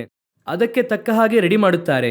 ರೆಡಿ ಮಾಡಿ ಅದಕ್ಕೆ ತಕ್ಕ ಹಾಗೆ ಇದೆಯಾ ಎಂಬುದಾಗಿ ನೋಡುತ್ತಾರೆ. ನೋಡಿದ ಕೂಡಲೇ ಎಲ್ಲ ಚೆಕ್ ಮಾಡಿ ಅದರಲ್ಲಿ ಯಾವುದೇ ಡಿಫೆಕ್ಟ್ ಇರುವುದಿಲ್ಲ. ಪೇಂಟಿಂಗ್ ಇಂದ ಎಲ್ಲ ಪಕ್ಕವಾಗಿ ಮಾಡಿರುತ್ತಾರೆ. ಹಾಗೆ ತೆಗೆದುಕೊಂಡು ಹೋಗಿ ಶೋರೂಮ್ ಅನ್ನು ನಿಲ್ಲಿಸುತ್ತಾರೆ. ಶೋರೂಮ್ ಅಲ್ಲಿ ಬರುವಂತವರು ಹಾಗೆ ಸುತ್ತಿ ನೋಡುತ್ತಾರೆ. ಅವರೇ ಫೈನಲ್ ಆಗಿ ಪರ್ಚೇಸ್ ಮಾಡುವಂತವರು ಸುತ್ತಿ ನೋಡುತ್ತಾರೆ. ಯೋಚನೆ ಮಾಡಿ ನೋಡಿ, ಅದರಲ್ಲಿ ಒಂದು ಡೋರ್ ಮಾತ್ರ ಪೇಂಟ್ ಮಾಡದೇ ಇದ್ದರೆ, ಅದು ಬೇಡ, ಒಂದು ಡೋರ್ ಅಲ್ಲಿ ಸ್ಕ್ರಾಚ್ ಬಿದ್ದಿದ್ದರೂ ಕೂಡ ಯಾರಾದ್ರೂ ತೆಗೆದುಕೊಳ್ಳುತ್ತಾರೆ ಶೋರೂಮ್ ಅಲ್ಲಿ? ಸುತ್ತಿ ಹಾಗೆ ನೋಡಿ, ಒಂದು ಸ್ಕ್ರಾಚ್ ಬಿದ್ದಿದೆ, ಇಲ್ಲ ಅಲ್ಲಿ ಸ್ವಲ್ಪ ಪೇಂಟ್ ಹೋಗಿದೆ ಅಥವಾ ಒಂದು ಬಲ್ಪ್ ಒಡೆದು ಹೋಗಿದೆ, ಯಾರಾದ್ರೂ ತೆಗೆದುಕೊಳ್ಳುತ್ತಾರೆ ಆ ಕಾರನ್ನು? ಎಲ್ಲ ಪಕ್ಕ ರೆಡಿ ಆಗಿದೆ ರೀ, ಆದರೆ ಒಂದು ಬಲ್ಪ್ ಮಾತ್ರ ಒಡೆದು ಹೋಗಿದೆ ರೀ, ನೋ ಚಾನ್ಸ್, ಅದು ರಿಜೆಕ್ಟೆಡ್ ಪೀಸ್. ಅದೇ ಇಲ್ಲಿ ಸತ್ಯವೇದದಲ್ಲಿ ಹೇಳುತ್ತದೆ, ಈ ಭೂಮಿಯಲ್ಲಿ ನಮ್ಮನ್ನು ಪರ್ಫೆಕ್ಟ್ ಆಗಿ ರೆಡಿ ಮಾಡಿ. ಭೂಮಿಯಲ್ಲಿ ಒಂದು ಕಾರನ್ನು ತೆಗೆದುಕೊಳ್ಳುವಂತವನು ಇಷ್ಟೊಂದು ಪರ್ಫೆಕ್ಷನ್ ಅನ್ನು ಎದುರು ನೋಡುತ್ತಾನೆ ಅಂದರೆ ಪರಲೋಕದ ದೇವರು ಅವರ ಹಾಗೆ ಒಂದು ಪರ್ಫೆಕ್ಷನ್ ಅನ್ನು ನಮ್ಮಿಂದ ಎದುರು ನೋಡುತ್ತಿದ್ದಾರೆ. ಅದಕ್ಕೆ ತಕ್ಕ ಹಾಗೆ ಇಲ್ಲಿ ರೆಡಿ ಮಾಡುತ್ತಾರೆ. ಕ್ವಾಲಿಟಿ ಚೆಕ್ ಇದೆ, ಎಲ್ಲವನ್ನು ಮಾಡಿ ನೋಡಿ ಫೈನಲ್ ಆಗಿ ನಮ್ಮನ್ನು ಇಲ್ಲಿಂದ ಅಲ್ಲಿಗೆ ಪರ್ಚೇಸ್ ಮಾಡುತ್ತಾರೆ. ಹಾಗಾದ್ರೆ ಆ ದೇವದೂತರಂತೆ ಇರುವಂತವರು ಅದಕ್ಕಾಗಿರುವಂತಹ ಪ್ರಾಕ್ಟೀಸ್, ಅದುವೇ ಬ್ಲೂ ಪ್ರಿಂಟ್, ಅದೇ ಮ್ಯಾಪ್. ಹಾಗೆ ಇರುವಾಗ ನಮ್ಮಲ್ಲಿ ಅದಕ್ಕೆ ತಕ್ಕಂತಹ ಕ್ವಾಲಿಟೀಸ್ ಇದೆಯಾ ಎಂಬುದಾಗಿ ನಾವು ಚೆಕ್ ಮಾಡಿ ನೋಡಿಕೊಳ್ಳಬೇಕು. ಬೈಬಲ್ನಲ್ಲಿ 3 ರೀತಿಯಾದಂತಹ ದೂತರುಗಳಿದ್ದಾರೆ. ಸಾಮಾನ್ಯವಾಗಿ 3 ರೀತಿಯಾದಂತಹ ದೂತರುಗಳಿದ್ದಾರೆ. ಇನ್ನು ಕೆಲವು ವೇದ ಪಂಡಿತರು 5 ರೀತಿಯಾದಂತಹ ದೂತರುಗಳಿದ್ದಾರೆ ಎಂದು ಹೇಳುತ್ತಾರೆ. ಇದು ಯಾವುದು ಕೂಡ ತಪ್ಪೆಂಬುದಾಗಿ ಹೇಳುವುದಕ್ಕೆ ಆಗಲ್ಲ. ನಾವು ಓವರ್ ಆಲ್ 3 ಕ್ಯಾಟಗರೀಸ್ ಆಗಿ, ಒಂದು ಮೆಸೆಂಜರ್ಸ್ ಎಂಬುದಾಗಿ ಹೇಳುತ್ತಾರೆ, ಅಂದರೆ ಸಂದೇಶವನ್ನು ಬಂದು ಕೊಡುವಂತಹ ದೂತರುಗಳು. ಎರಡನೆಯದಾಗಿ ವರ್ಷಿಪರ್ಸ್, ಆರಾಧನೆಯನ್ನು ಮಾಡುವಂತಹ ದೂತರುಗಳು. ಮೂರನೆಯದಾಗಿ ವಾರಿಯರ್ಸ್, ಅಂದರೆ ಯುದ್ಧವನ್ನು ಮಾಡುವಂತಹ ದೂತರುಗಳು. ಈ 3 ಬಹಿರಂಗವಾಗಿ ಇರುತ್ತದೆ. ಗ್ಯಾಬ್ರಿಯಲ್, ಮಿಕಾಯಲ್ ಎಂಬುದಾಗಿ ನಾವು ಹೇಳುತ್ತೇವೆ ಅಲ್ವಾ, ಇದೆಲ್ಲ ಅದರ ಹೆಸರುಗಳು. 3 ಕ್ಯಾಟಗರೀಸ್ ಅಲ್ಲಿ ಇದೆ. ಕೆಲವು ಬೈಬಲ್ ಟೀಚರ್ಸ್ಗಳು 5 ಕ್ಯಾಟಗರಿ ಇದೆ ಎಂಬುದಾಗಿ ಹೇಳುತ್ತಾರೆ. ನಾನು ಅದನ್ನು ಕೂಡ ತಪ್ಪು ಎಂಬುದಾಗಿ ಹೇಳುತ್ತಿಲ್ಲ, ರೈಟ್ ರಾಂಗ್ ಎಂದು ಹೇಳುತ್ತಿಲ್ಲ. ಇಲ್ಲಿ ಯಾರು ಸರಿ ತಪ್ಪು ಎನ್ನುವಂತ ಆರ್ಗ್ಯುಮೆಂಟ್ಗೆ ಬರುತ್ತಿಲ್ಲ. ಓವರ್ ಆಲ್ ಬೈಬಲ್ ನಲ್ಲಿ ನಮಗೆ ಬಹಿರಂಗವಾಗಿ ಒಂದು 3 ರೀತಿಯಾದಂತಹ ದೂತರುಗಳಿದ್ದಾರೆ. ಆ ದೂತರುಗಳ ಕ್ವಾಲಿಟೀಸು ನಮ್ಮಲ್ಲಿ ಕಾಣಲ್ಪಡುತ್ತಾ ಇದೆಯಾ ಎಂಬುದಾಗಿ ಒಂದು ಸ್ವಪರಿಶೋಧನೆ ಅಷ್ಟೇ. ಯಾವಾಗಲೂ ಸತ್ಯವೇದದ ಸಂದೇಶ ಎನ್ನುವಂಥದ್ದು ನಮ್ಮನ್ನು ಸರಿಪಡಿಸಿಕೊಳ್ಳುವುದಕ್ಕೆ, ನಮ್ಮನ್ನೇ ನಾವು ವಿಚಾರಿಸಿಕೊಂಡರೆ ತಿಳಿದುಕೊಳ್ಳುವುದಕ್ಕಾಗಿಯೇ ಸಂದೇಶ. ಈ ಸಂದೇಶ ಯಾತಕ್ಕಾಗಿ, ಏನೋ 45 ನಿಮಿಷ ಸಮಯ ಮುಗಿಸುವುದಕ್ಕಾಗಿ ಅಲ್ಲ. ಇದರ ಮೂಲಕವಾಗಿ ನಾವು ಏನೋ ಒಂದನ್ನು ರೆಡಿ ಮಾಡಿಕೊಳ್ಳುತ್ತೇವೆ. ವಾರ ವಾರ ಯಾವುದೋ ಒಂದು ಪಾರ್ಟ್ ಅನ್ನು ರೆಡಿ ಮಾಡಿಕೊಂಡು ಫೈನಲ್ ಆಗಿ ಕ್ರಿಸ್ತನು ಬರುವಾಗ ಅವರಿಗೆ ತಕ್ಕ ಮೊದಲಗಿತ್ತಿಯಾಗಿ ನಾವು ನಿಲ್ಲಬೇಕು. ಹಾಗಾದ್ರೆ ದೇವದೂತರಂತೆ ಇದ್ದಾರೆ ಅಂದ್ರೆ ಈ ದೇವದೂತರಲ್ಲಿ ಮೊದಲನೆಯ ವಿಧ, ದೇವದೂತರಂದ ಕೂಡಲೇ ನಾವು ಸ್ತುತಿಸುವಂತವರಿಗೆ ಹೆಸರೇನದು? ದೂತರುಗಳು. ಅವರು ಸ್ತುತಿಸುವವರಾಗಿ ಕಾಣಲ್ಪಡುತ್ತಿದ್ದಾರೆ. ರಾತ್ರಿ ಹಗಲು ಅವರು ಏನು ಮಾಡುತ್ತಾರೆ? ದೇವರನ್ನು ಸ್ತುತಿಸುತ್ತಾರೆ. ಅದರಲ್ಲಿ ಪರ್ಟಿಕ್ಯುಲರ್ ಆಗಿ ಒಂದು ಗ್ರೂಪ್ ಇದ್ದಾರೆ, ಅವರನ್ನು ನಾವು ನೋಡೋಣ. ಓದಿರಿ, ಯೆಶಾಯನ ಪುಸ್ತಕ 6ನೇ ಅಧ್ಯಾಯ 2ನೇ ವಾಕ್ಯ 3ನೇ ವಾಕ್ಯ ಓದಿರಿ. ಒಬ್ಬ ದೂತನಿಗೆ ಇರಬೇಕಾದ ಮೊದಲನೇ ಕ್ವಾಲಿಫಿಕೇಶನ್ ಏನೆಂದು ಓದಿರಿ. ಆತನ ಸುತ್ತ ಸೇರಾಫಿಯರಿದ್ದರು, ಪ್ರತಿಯೊಬ್ಬನು 6 ರೆಕ್ಕೆಯುಳ್ಳವನಾಗಿ 2ರಿಂದ ತನ್ನ ಮುಖವನ್ನು 2ರಿಂದ ತನ್ನ ಕಾಲುಗಳನ್ನು ಮುಚ್ಚಿಕೊಂಡು 2 ಬಡಿಯುತ್ತಾ ನೆಲೆ ಸೋಕದೆ ನಿಂತಿದ್ದನು. ಆಗ ಒಬ್ಬನು ಮತ್ತೊಬ್ಬನಿಗೆ, ಸೇನಾಧೀಶ್ವರನಾದ ಯೆಹೋವನು ಪರಿಶುದ್ಧನು, ಪರಿಶುದ್ಧನು, ಪರಿಶುದ್ಧನು, ಭೂಮಂಡಲವೆಲ್ಲ ಆತನ ಪ್ರಭಾವದಿಂದ ತುಂಬಿದೆ ಎಂದು ಕೂಗಿ ಹೇಳಿದನು. ಒಬ್ಬ ದೂತನ ಬಹಳ ಮುಖ್ಯವಾದಂತಹ ಒಂದು ಸ್ತುತಿ ನಮ್ಮೆಲ್ಲರಿಗೂ ಗೊತ್ತು. ಈಗ ನಾವು ದೇವದೂತರುಗಳಂತೆ ಇರಲಿದ್ದೇವೆ, ರಾತ್ರಿ ಹಗಲು ಆತನ ಮುಂದೆ ನಿಲ್ಲಲಿದ್ದೇವೆ. ಪ್ರಕಟಣೆ 7ನೇ ಅಧ್ಯಾಯ 9ನೇ ವಾಕ್ಯ ಇದೆಯಲ್ವಾ. ಇವುಗಳಾದ ಮೇಲೆ ಈಗ ಯಾರಿಂದಲೂ ಎಣಿಸಲಾಗದಂತ ಮಹಾಸಮೂಹವು ಸಿಂಹಾಸನದ ಮುಂದೆಯೂ ಯಜ್ಞದ ಕುರಿಯಾದ ಆತನ ಮುಂದೆಯೂ ನಿಂತಿರುವುದನ್ನು ಕಂಡೆನು. ಅವರು ಸಕಲ ಜನಾಂಗ ಕುಲ ಪ್ರಜೆಗಳವರು, ಸಕಲ ಭಾಷೆಗಳನ್ನು ಆಡುವವರು ಆಗಿದ್ದರು. ಅವರು ಬಿಳಿ ನಿಲುವಂಗಿಗಳನ್ನು ತೊಟ್ಟುಕೊಂಡು ತಮ್ಮ ಕೈಗಳಲ್ಲಿ ಖರ್ಜೂರದ ಗರಿಗಳನ್ನು ಹಿಡಿದುಕೊಂಡಿದ್ದರು. ಅದು ನಮ್ಮ ಕುರಿತಾಗಿ ಹೇಳಲ್ಪಟ್ಟಿದೆ. ನಾವು ಅಲ್ಲಿ ಹೋಗಿ ನಿಲ್ಲಲಿದ್ದೇವೆ. ಯೋಚಿಸಿ ನೋಡಿರಿ. ಇನ್ನೊಂದು ಕಾರ್ಯವನ್ನು ಅರ್ಥ ಮಾಡಿಕೊಳ್ಳಿರಿ. ಈಗ ಯೋಹಾನನೇ ಈ ದರ್ಶನವನ್ನೆಲ್ಲ ನೋಡುತ್ತಿದ್ದಾನೆ. ಈ ದರ್ಶನವನ್ನು ನೋಡುವಂಥದ್ದು ಯೋಹಾನನೇ. ಯೋಹಾನನು ಇದನ್ನು ನೋಡುವಾಗ 90ರಿಂದ 96 ಕ್ರಿಸ್ತಶಕ, ಅವರಿಗೆ 90 ವರ್ಷವಾಯಿತು. ಯೋಹಾನನೇ ಲಾಸ್ಟು ಕಡೆಯದಾಗಿ ಜೀವಂತವಾಗಿರುವಂಥ ಅಪೊಸ್ತಲನು. ಅದಕ್ಕೂ ಮುಂಚೆ ಇದ್ದಂಥ ಎಲ್ಲ ಅಪೊಸ್ತಲರುಗಳು ಕೂಡ ಕ್ರಿಸ್ತನಲ್ಲಿ ಅವರು ಸತ್ತಿದ್ದಾಯಿತು. ತೋಮನು, ಪೌಲನು ಎಲ್ಲರೂ ಕೂಡ ಸತ್ತಿದ್ದಾಯಿತು. ಕಡೆಯದಾಗಿ ಇರುವಂಥವರು ಇವರೇ. ಈಗ ಇವರೇ ಪರಲೋಕಕ್ಕೆ ಹೋಗುತ್ತಾರೆ. ಪರಲೋಕದ ಒಳಗೆ ಹೋಗಿ ದರ್ಶನವನ್ನು ನೋಡುತ್ತಾರೆ. ಚೆನ್ನಾಗಿ ಅರ್ಥ ಮಾಡಿಕೊಳ್ಳಿರಿ. ದರ್ಶನವನ್ನು ನೋಡಿದಂಥ ಯೋಹಾನನು ಸಿಂಹಾಸನದಲ್ಲಿ ನೋಡುತ್ತಾರೆ. ಫಸ್ಟ್ 6ನೇ ಅಧ್ಯಾಯದಲ್ಲಿ, 4ನೇ ಅಧ್ಯಾಯದಲ್ಲೇ ಸಿಂಹಾಸನವನ್ನು ನೋಡುತ್ತಾರೆ. ಕ್ರಿಸ್ತನು ಅಲ್ಲಿ ಕೂತಿರುವಂಥದ್ದನ್ನು ನೋಡುತ್ತಾರೆ. ಆದರೆ ಇಷ್ಟೊಂದು ಜನರು ನಿಂತಿರುವುದನ್ನು ನೋಡಿದಂತಹ ಯೋಹಾನನು ಒಂದು ಕಡೆಯಲ್ಲೂ ಕೂಡ ಅವರಿಗೆ ಪರಿಚಯ ಇರುವಂಥ ಯಾರೊಬ್ಬರನ್ನು ನೋಡಿದೆ ಎಂಬುದಾಗಿ ಹೇಳುವುದೇ ಇಲ್ಲ. ನೋಡಿ, 24 ಹಿರಿಯರಿದ್ದಾರಲ್ಲ, ನಿಮ್ಮ ರಕ್ತದಿಂದ ನಮ್ಮನ್ನು ವಿಮೋಚಿಸಿದ್ದೀರಾ. ಹಾಗಾದರೆ ಇವರು ಯೇಸು ಕ್ರಿಸ್ತನ ಮರಣದ ನಂತರವಾಗಿ ಬಂದವರು ಎಂಬುದಾಗಿ ಅರ್ಥ. ಆ 24 ಹಿರಿಯರು ಯೇಸು ಕ್ರಿಸ್ತನ ಮರಣದ ನಂತರವಾಗಿ ಬಂದಿದ್ದಾರೆ ಅಂದರೆ ಖಂಡಿತವಾಗಿ ಅವರು ಯೋಹಾನನಿಗೆ ಗೊತ್ತಿರಬೇಕು. ಕರೆಕ್ಟ್ ತಾನೆ? ಅದು 12 ಅಪೊಸ್ತಲರುಗಳಾಗಿದ್ದರೂ ಸರಿ, ಯಾರೇ ಆಗಿದ್ದರೂ ಸರಿ. ಆದರೆ ಅವರು 24 ಹಿರಿಯರು ಎಂಬುದಾಗಿ ಹೇಳುತ್ತಾರೆ. ಆ ಸ್ಥಳದಲ್ಲಿ ಅವ್ರು ಏನು ಹೇಳುವುದಿಲ್ಲ. ಆ 24 ಹಿರಿಯರನ್ನು ನಾನು ನೋಡಿದಾಗ ಅದರಲ್ಲಿ ಪೇತ್ರನನ್ನು, ಆಮೇಲೆ ಪೌಲನನ್ನು, ಫಿಲಿಪ್ಪನನ್ನು ಕಂಡೆ ಎಂಬುದಾಗಿ ಅವರು ಹೇಳುವುದಿಲ್ಲ. ಅವರು ಹೇಳುವಾಗ 24 ಹಿರಿಯರೆಂದು ಹೇಳುತ್ತಾರೆ. ಕಾರಣವೇನು? ಆ ಸ್ಥಳದಲ್ಲಿ ಅವರು ನೋಡುವಾಗ ಯಾರು ಕಾಣಿಸುತ್ತಿಲ್ಲ, 24 ಹಿರಿಯರು ಮಾತ್ರ ಕಾಣಿಸುತ್ತಿದ್ದಾರೆ. ಕೂತಿರುವಂತವರು ಯಾರೆಂಬುದಾಗಿ ಅವರಿಗೆ ಗೊತ್ತಿಲ್ಲ. ಗೊತ್ತಿದ್ದರೆ ಖಂಡಿತವಾಗಿ ಕನ್ಫರ್ಮ್ ಆಗಿ ಅವರು ಬರೆಯುತ್ತಿದ್ದರು. ಕೆಲವರು ಏನ್ ಕೇಳುತ್ತಾರೆ, ಹಾಗಾದ್ರೆ ಅಬ್ರಹಾಮನ ಮಡಿಲಿನಲ್ಲಿ ಲಾಜರನನ್ನು ಬಿಡುತ್ತಾರಲ್ಲ, ಹಾಗಾದ್ರೆ ಅಲ್ಲಿದ್ದಂಥವ್ರಿಗೆ ಅಬ್ರಹಾಮನ್ ಎಂಬುದಾಗಿ ಗೊತ್ತಾಯ್ತಲ್ಲ. ಇನ್ನೂ ಸ್ವಲ್ಪ ಜನ ಕೇಳುತ್ತಾರೆ, ಬೆಟ್ಟದ ಮೇಲೆ ನೋಡುವಾಗ, ರೂಪಾಂತರದ ಬೆಟ್ಟದ ಮೇಲೆ ನೋಡುವಾಗ ಎಲಿಯಾ ಹಾಗೂ ಮೋಶೆ ಎಂಬುದಾಗಿ ಗೊತ್ತಾಯ್ತಲ್ಲ. ಚೆನ್ನಾಗಿ ಅರ್ಥ ಮಾಡಿಕೊಳ್ಳಬೇಕು. ಅದು ಕ್ರಿಸ್ತನ ಮರಣಕ್ಕಿಂತ ಮುಂಚಿತವಾಗಿ. ಕ್ರಿಸ್ತನ ಮರಣಕ್ಕಿಂತ ಮುಂಚೆ ಆದಾಮನು ಕಳೆದುಕೊಂಡಂತ ಆಶೀರ್ವಾದಗಳಲ್ಲಿ ಒಂದು ದೇವರ ಸಾರೂಪ್ಯವನ್ನು. ಕರ್ತನು ಆದಾಮನನ್ನು ಹೇಗೆ ಉಂಟು ಮಾಡಿದರು? ದೇವರ ಸಾರೂಪ್ಯದಲ್ಲೂ ದೇವರ ಸ್ವರೂಪದಲ್ಲಿ ಉಂಟು ಮಾಡಿದರು. ಅವನು ಪಾಪ ಮಾಡಿದ ಕೂಡಲೇ ಅವನಿಂದ ಏನು ಹೋಯಿತು? ದೇವರ ಸಾರೂಪ್ಯ ಹೋಯಿತು. ಈಗ ಆದಾಮನಿಗೆ ಒಬ್ಬ ಮಗ ಹುಟ್ಟುತ್ತಾನೆ. ಆದಿಕಾಂಡ 5ನೇ ಅಧ್ಯಾಯ 3ನೇ ವಾಕ್ಯದಲ್ಲಿ, ಆದಾಮನು 130 ವರ್ಷದವನಾದಾಗ ರೂಪದಲ್ಲಿ ತನ್ನ ಹೋಲಿಕೆಗೆ ಸರಿಯಾದ ಮಗನನ್ನು ಪಡೆದು ಅವನಿಗೆ ಸೇತನೆಂದು ಹೆಸರಿಟ್ಟನು. ದೇವರ ಸ್ವಾರೂಪ್ಯದಲ್ಲಿ, ದೇವರ ರೂಪದಲ್ಲಿ ಇದ್ದಂತ ಆದಾಮನು ಪಾಪ ಮಾಡಿ ಮನುಷ್ಯನ ಸ್ವಾರೂಪ್ಯನಾದ. ಆನಂತರ ಸತ್ತಂತ ಯಾರು ಕೂಡ ದೇವರ ಸ್ವಾರೂಪ್ಯವನ್ನು ಸ್ವತಂತ್ರಿಸಿಕೊಳ್ಳಲಿಲ್ಲ. ಯೇಸು ಕ್ರಿಸ್ತನ ಮರಣದಲ್ಲಿಯೇ ದೇವರ ಸ್ವಾರೂಪ್ಯವನ್ನು ಮತ್ತೆ ಸ್ವತಂತ್ರಿಸಿಕೊಳ್ಳಲು ಸಾಧ್ಯ. ಕಳೆದು ಹೋದವರನ್ನು ರಕ್ಷಿಸುವುದಕ್ಕಾಗಿ ಮನುಷ್ಯಕುಮಾರನು ಬಂದನು. ನಾವು ಕಳೆದುಕೊಂಡದರಲ್ಲಿ ಒಂದು ದೇವರ ಸ್ವಾರೂಪ್ಯ, ಅದನ್ನು ಅವರು ವಿಮೋಚಿಸಿದ್ದಾರೆ. ಆದ್ದರಿಂದ ನಾವು ಹೇಗೆ ಮಾರ್ಪಡುತ್ತೇವೆ? ಆದಾಮನ ಸ್ವಾರೂಪ್ಯದಲ್ಲಿ ಅಲ್ಲ. ವಾಕ್ಯ ಸ್ಪಷ್ಟವಾಗಿ ಹೇಳುತ್ತದೆ, ರೋಮ 8:29ರಲ್ಲಿ, ಮಗನ ಸ್ವಾರೂಪ್ಯವುಳ್ಳವರಾಗಿರುವುದಕ್ಕಾಗಿ ಮೊದಲೇ ನೇಮಿಸಿದ್ದಾರೆ. ಹಾಗಾದ್ರೆ ನಾವೆಲ್ಲರೂ ಕೂಡ ಮಗನ ಸ್ವಾರೂಪ್ಯವುಳ್ಳವರಾಗಿ ಮಾರ್ಪಡುತ್ತೇವೆ. ಆದ್ದರಿಂದಲೇ ಅವರು ಹೇಳುತ್ತಾರೆ, 1 ಯೋಹಾನದಲ್ಲಿ ಹೇಳುತ್ತಾರೆ, ಇನಿ ಅವರ ಹಾಗೆ ಇರುತ್ತೇವೆ ಎಂಬುದಾಗಿ ಹೇಳುತ್ತಾರೆ. ಹಾಗಾದ್ರೆ ನಾವು ಇನಿ ಖಂಡಿತವಾಗಿ ಒಬ್ಬರ ಹಾಗೆ ಇನ್ನೊಬ್ಬರು ಇರುವುದಿಲ್ಲ. ಯಾರು ಯಾರಿಗೂ ಗೊತ್ತಾಗುವುದಿಲ್ಲ. ಹಾಗಾದ್ರೆ ಪರಲೋಕಕ್ಕೆ ಹೋದಂತ ಯೋಹಾನನು ಆ ಸ್ಥಳದಲ್ಲಿ ನೋಡಿದಾಗ ಯಾರು ಕೂಡ ಅವನಿಗೆ ಗೊತ್ತಾಗಲಿಲ್ಲ. 24 ಹಿರಿಯರಲ್ಲಿ ಕೂತಿದ್ದಾರೆ. ಅಂದು ಯೋಹಾನನಿಗೆ ಗೊತ್ತಾಗದೇ ಇರುವಂತಹ ಪರಲೋಕದ ಭಕ್ತರು ಇಂದು ಹೋಗುವಂತವರಿಗೆ ಗೊತ್ತಾಗುತ್ತಾ ಇದೆ. ಯೋಹಾನನಿಗೆ ಗೊತ್ತಿಲ್ಲ ಅಲ್ಲಿ ಪೌಲನು ಕೂತಿದ್ದಾನೆ ಎಂದು. ಆದರೆ ಇಂದು ಹೋಗುವಂತವರು ಪೌಲನನ್ನು ನೋಡಿ ಬರುತ್ತಾರೆ. ಯೋಹಾನನಿಗೆ ಗೊತ್ತಾಗಲಿಲ್ಲ ಅಲ್ಲಿ ಮೋಶೆ ಏಷ ಇದ್ದಾರೆಂದು. ಆದರೆ ಇಂದು ಹೋಗುವಂತವರಿಗೆ ಅದು ಗೊತ್ತಾಗುತ್ತಾ ಇದೆ. ಒಂದು, ಇವರು ನೋಡಿದವರು ಮೋಶೆ ಅಥವಾ ಏಷಯ ಆಗಿ ಇರುವುದಿಲ್ಲ. ಹಾಗಿಲ್ಲ ಅಂದ್ರೆ ಇವರು ನೋಡಿದ್ದು ಪರಲೋಕವಲ್ಲ, ಬೇರೆ ಎಲ್ಲೋ ಹೋಗಿದ್ದಾರೆ. ನಾನು ಇವರು ಹೋಗಿಲ್ಲ ಎಂದು ಹೇಳುತ್ತಿಲ್ಲ, ಬೇರೆ ಎಲ್ಲೋ ಹೋಗಿದ್ದಾರೆ, ಆದರೆ ಪರಲೋಕಕ್ಕೆ ಅಲ್ಲ. ಪರಲೋಕದಲ್ಲಿ ಯೋಹಾನನ ಮೂಲಕವಾಗಿ ದೇವರಾತ್ಮನ ಸ್ಪಷ್ಟವಾಗಿ ನಮಗೆ ಬರೆದಿದ್ದಾರೆ. ಹಾಗಾದ್ರೆ ಪರಲೋಕದಲ್ಲಿರುವಂತಹ ಇವರು 7ನೇ ಅಧ್ಯಾಯ 9ನೇ ವಾಕ್ಯದಲ್ಲಿ ನಮ್ಮ ಕುರಿತಾಗಿ ಬರೆಯಲ್ಪಟ್ಟಿದೆ. ಬಿಳಿ ನಿಲುವಂಗಿಯನ್ನು ತೊಟ್ಟುಕೊಂಡು ಇವರು ಎಲ್ಲಿಂದ ಬಂದಿದ್ದಾರೆ? ಇವರು ಯಜ್ಞದ ಕುರಿಯಾದಾತನ ರಕ್ತದಿಂದ ಪ್ರೋಕ್ಷಿಸಿಕೊಂಡವರೆಂಬುದಾಗಿ ನಮ್ಮ ಕುರಿತಾಗಿ ಅಲ್ಲಿದೆ. ಹಾಗಾದ್ರೆ ನಾವು ಸಿಂಹಾಸನದ ಮುಂದೆ ನಿಂತಿದ್ದೇವೆ. ಇಲ್ಲಿ ಯೆಶಾಯ 6ನೇ ಅಧ್ಯಾಯದಲ್ಲಿ ಅವರು ಎಲ್ಲಿ ನಿಂತಿದ್ದಾರೆ? ಕೇರೋಬಿಯರು ಅವರ ಮೇಲೆ ನಿಂತರು. ಎಲ್ಲಿ? ಸಿಂಹಾಸನದ ಪಕ್ಕದಲ್ಲಿ. 6:1 ಓದಿರಿ. ಅರಸನಾದ ಉಜ್ಜೀಯನು ಕಾಲವಾದ ವರ್ಷದಲ್ಲಿ ಕರ್ತನು ಉನ್ನತೋನ್ನತ ಸಿಂಹಾಸನರೂಢನಾಗಿರುವುದನ್ನು ಕಂಡೆನು. ಆತನ ವಸ್ತ್ರದ ನೆರಿಗೆಯು ಮಂದಿರದಲ್ಲೆಲ್ಲ ಹರಡಿತ್ತು. ಅವರು ಸಿಂಹಾಸನದಲ್ಲಿ ಕೂತಿದ್ದಾರೆ. ಅದೇ ಸಿಂಹಾಸನದ ಪಕ್ಕದಲ್ಲಿ ಕೇರೋಬಿಯರು, ಸೇರಾಫಿಯರಿದ್ದಾರೆ. ಈ ಸೇರಾಫಿಯರು ಅಲ್ಲೇ ನಿಂತಿದ್ದಾರೆ. ಅದೇ ಸಿಂಹಾಸನದ ಮುಂದೆ ನೀವು ನಾನು ನಿಲ್ಲಲಿದ್ದೇವೆ. ಇದೇ ವಾಕ್ಯ ಹೇಳುತ್ತದೆ, ದೇವದೂತರಂತೆ ಇರುತ್ತೇವೆ. ಆದರೆ ಅಲ್ಲಿ ಇದ್ದಂತಹ ದೂತನು ಹೇಗೆ ಸ್ತುತಿಸಿದನು ಎನ್ನುವಂಥದ್ದೇ ಪ್ರಶ್ನೆ. ಅದೇ ಬಹಳ ಇಂಪಾರ್ಟೆಂಟ್.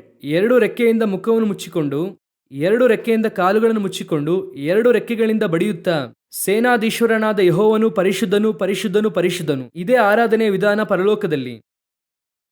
ಒಬ್ಬ ದೇವದೂತನು, ದೇವರಿಂದ ಉಂಟು ಮಾಡಲ್ಪಟ್ಟಂತವನು, ಯಾವ ಪಾಪವನ್ನು ಮಾಡದೇ ಇರುವಂತವನು, ಪರಲೋಕದಲ್ಲಿಯೇ ಇರುವಂತವನು, ದೇವರನ್ನು ಸ್ತುತಿಸುವಾಗ ಸಂಪೂರ್ಣವಾಗಿ ತನ್ನನ್ನು ಮುಚ್ಚಿಕೊಳ್ಳುತ್ತಾನೆ. ಸಂಪೂರ್ಣವಾಗಿ ಏನು ಮಾಡುತ್ತಾನೆ? ತನ್ನನ್ನು ಮುಚ್ಚಿಕೊಳ್ಳುತ್ತಾನೆ.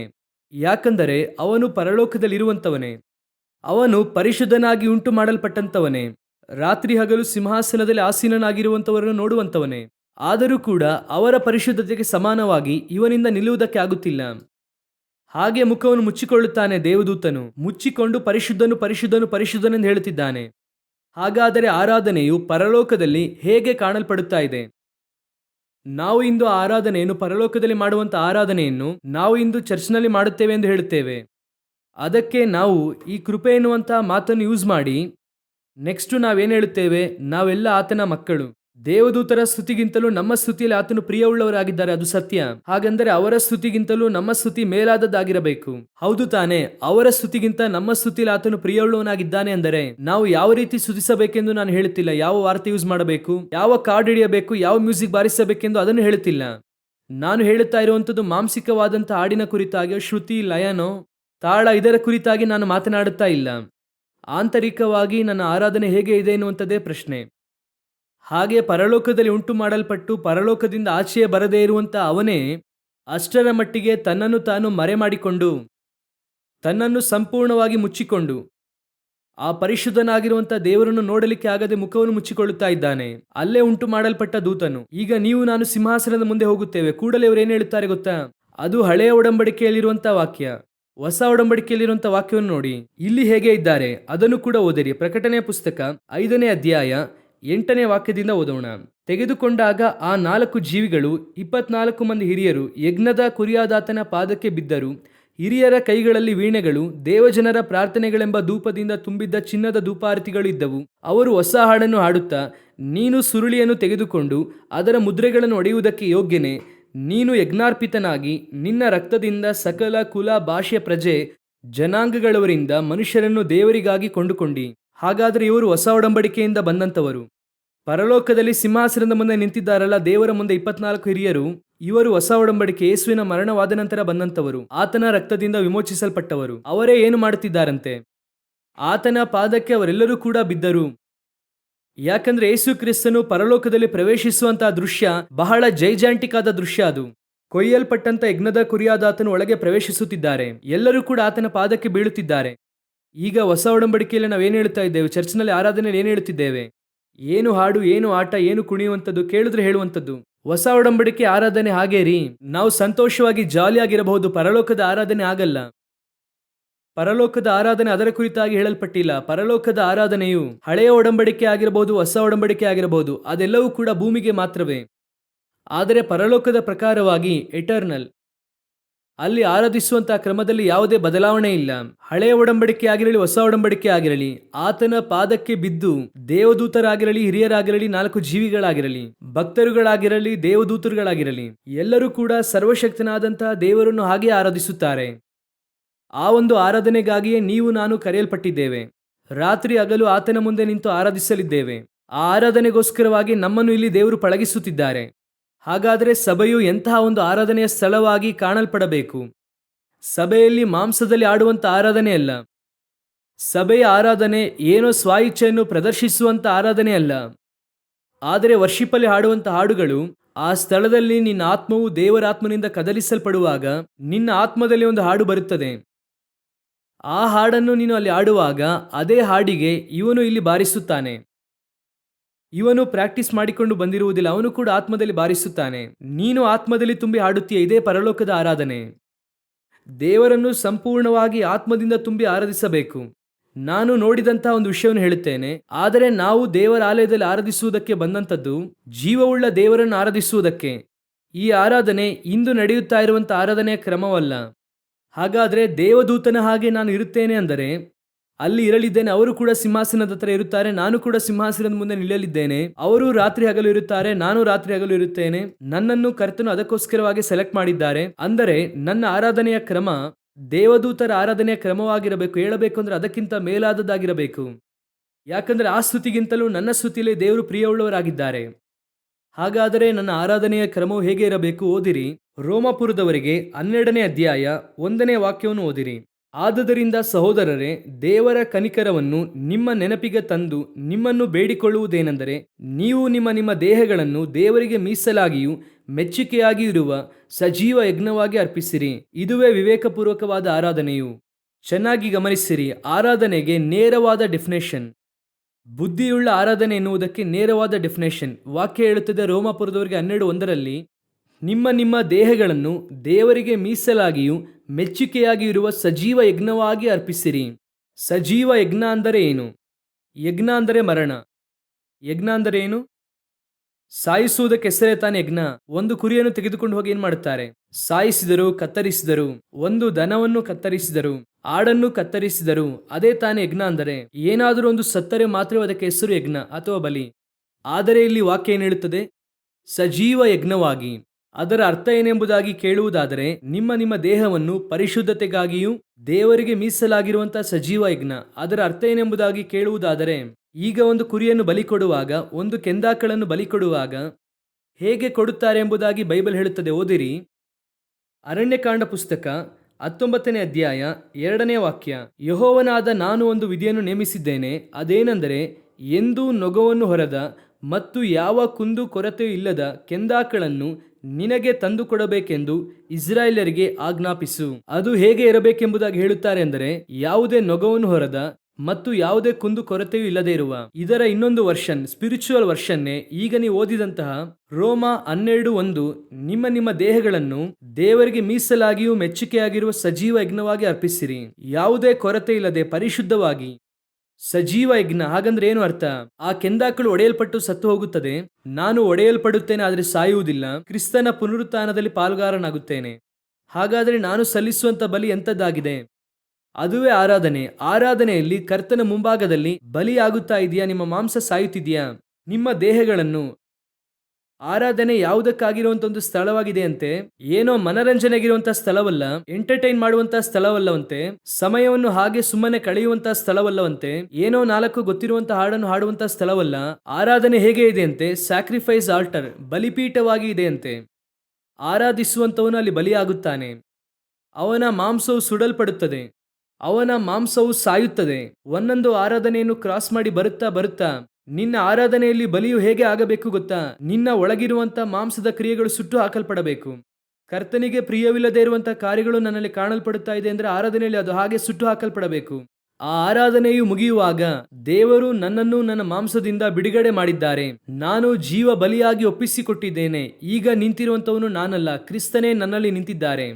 ಇದುವೇ ವಿವೇಕಪೂರ್ವಕವಾದ ಆರಾಧನೆ. ಆದರೆ ಆ 2 ತಾಸುಗಳೇ ನಿಮ್ಮನ್ನು ಬಲಿಯಾಗಿಸುವಂತಹ ಸ್ಥಳ. ಈ 1 ವಾರ ಹೊರಗೆ ಇದ್ದು ಮಾಂಸವು, ಲೋಕದ ಕ್ರಿಯೆಗಳು. ಈ ಯೆಹೋಶುವ ಎನ್ನುವಂತಹ ಮಹಾಯಾಜಕನ ಕುರಿತಾಗಿ ಜಕರ್ಯ ಪುಸ್ತಕದಲ್ಲಿ ಹೇಳುತ್ತದೆ. ಅವನು ಬಂದು ನಿಲ್ಲುತ್ತಾನಂತೆ, ಮಹಾಯಾಜಕನು ಅವನು. ಆದರೆ ವಾಕ್ಯ ಹೇಳುತ್ತದೆ, ಅವನ ವಸ್ತ್ರವು ಕರೆಯಾಗಿತ್ತು. ಅವನನ್ನು ಕರೆತಂದು ನಿಲ್ಲಿಸುತ್ತಾರೆ. ಈಗ ದೇವರು ಹೇಳುತ್ತಾರೆ, ಅವನ ವಸ್ತ್ರವನ್ನು ಬದಲಾಯಿಸು, ಬೇರೆ ಒಂದು ವಸ್ತ್ರವನ್ನು ಹಾಕು. ಈಗ ನಮಗೆ ಹಾಗಲ್ಲ, ರಕ್ಷಣೆಯ ವಸ್ತ್ರವನ್ನು ಕೊಟ್ಟಿದ್ದಾಯಿತು. ಆದರೆ ಈ ವಸ್ತ್ರವನ್ನು ಹೇಗೆ ನೋಡಿಕೊಳ್ಳಬೇಕಂತೆ? ಯಾವುದೇ ಕಳಂಕವಿಲ್ಲದೆ ಶುಭ್ರವಾಗಿ.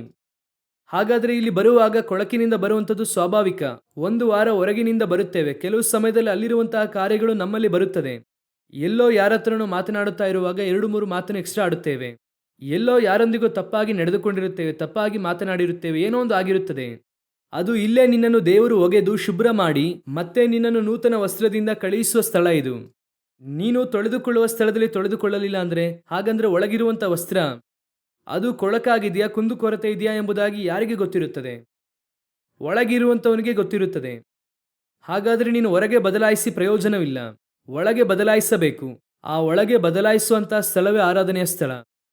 ಹೊರಗೆ ಬದಲಾಯಿಸುವಂತಹ ಸ್ಥಳ ಅನೇಕ ಇದೆ. ನೀವು ಹೊರಗೆ ಪಾಪ ಮಾಡಿದ್ರೆ ನೋಡಿದ ಕೂಡಲೇ ಪಾಸ್ಟರ್ ಹೇಳುತ್ತಾರೆ, ಏನು ಈ ರೀತಿಯಾಗಿ ಕೆಲಸ ಮಾಡಿದ್ದೀರಾ ಕೇಳುತ್ತಾರೆ. ಆದರೆ ಒಳಗೆ ಬದಲಾಗಿದ್ಯಾ ಎನ್ನುವಂಥದ್ದು ಯಾರಿಗೆ ಗೊತ್ತಿರುತ್ತದೆ? ನಿನ್ನ ಒಳಗಿನ ವಸ್ತ್ರ ಶುದ್ಧವಾಗಿದೆಯಾ ಅಂತ ಯಾರಿಗೆ ಗೊತ್ತಿರುತ್ತದೆ?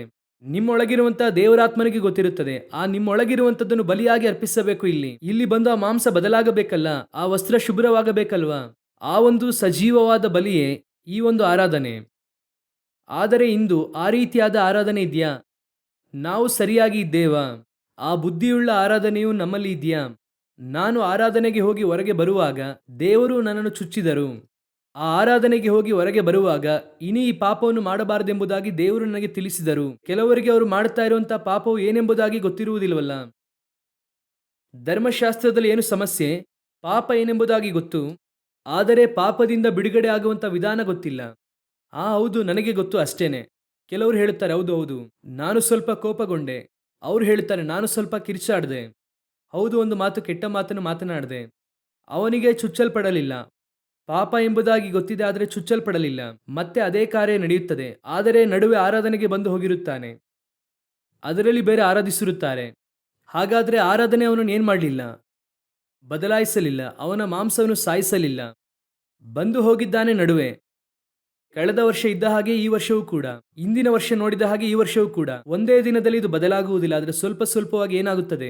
ಬದಲಾಗುತ್ತದೆ. 5 ವರ್ಷ ನಾನು ಚರ್ಚಿಗೆ ಬಂದೆ, ಈ ಆರಾಧನೆಯಲ್ಲಿ ನಾನು ಪಾಲ್ಗೊಂಡೆ, ದೇವರು ನನ್ನನ್ನು ಮಾರ್ಪಡಿಸಿದರೆಂಬುದಾಗಿ ಸಾಕ್ಷಿ ಹೇಳುತ್ತಾನೆ. ಬದಲಾಗಬೇಕು. ನಮ್ಮ ಸಭೆಯಲ್ಲಿ ಆರಂಭದಲ್ಲಿ ನಾನು ಹೋಗುತ್ತಾ ಇದ್ದಂಥ ಸಮಯದಲ್ಲಿ ನಾನು ದೇವರನ್ನು ಅಂಗೀಕರಿಸಿಕೊಂಡಿದ್ದೆ ಒಂದು ಹಾಡಿನಿಂದ, ಒಂದು ಹಾಡಲ್ಲೇ. ಅಷ್ಟಕ್ಕೂ ಹಾಡಿಗೂ ನನಗೂ ಯಾವುದೇ ಸಂಬಂಧವಿಲ್ಲ. ಮೊದಲನೇ ಬಾರಿ ಒಳಗೆ ಹೋಗುತ್ತಾ ಇದ್ದೇನೆ. ಒಳಗೆ ಹೋಗಿ ಕೂತುಕೊಂಡಿದ್ದೇನೆ. ಅದು ಅಷ್ಟಕ್ಕೂ ಸುವಾರ್ತೆ ಹಾಡು ಅಲ್ಲ, ಅದು ಪರಿಶುದ್ಧಾತ್ಮನ ಅಭಿಷೇಕದ ಕುರಿತಾದ ಹಾಡು. ಆದರೆ ಅವರು ಆರಾಧಿಸಿದಂತಹ ಕ್ರಮ, ಆ ಹಾಡು ನನ್ನೊಂದಿಗೆ ಮಾತನಾಡಿತು. ಆ ಹಾಡು ನನ್ನನ್ನು ಸಂಧಿಸಿತು. ಪರಿಶುದ್ಧಾತ್ಮನ ಸಂತೋಷವನ್ನು, ರಕ್ಷಣೆಯ ಸಂತೋಷವನ್ನು ಅದರೊಳಗೆ ತಂದಿತ್ತು.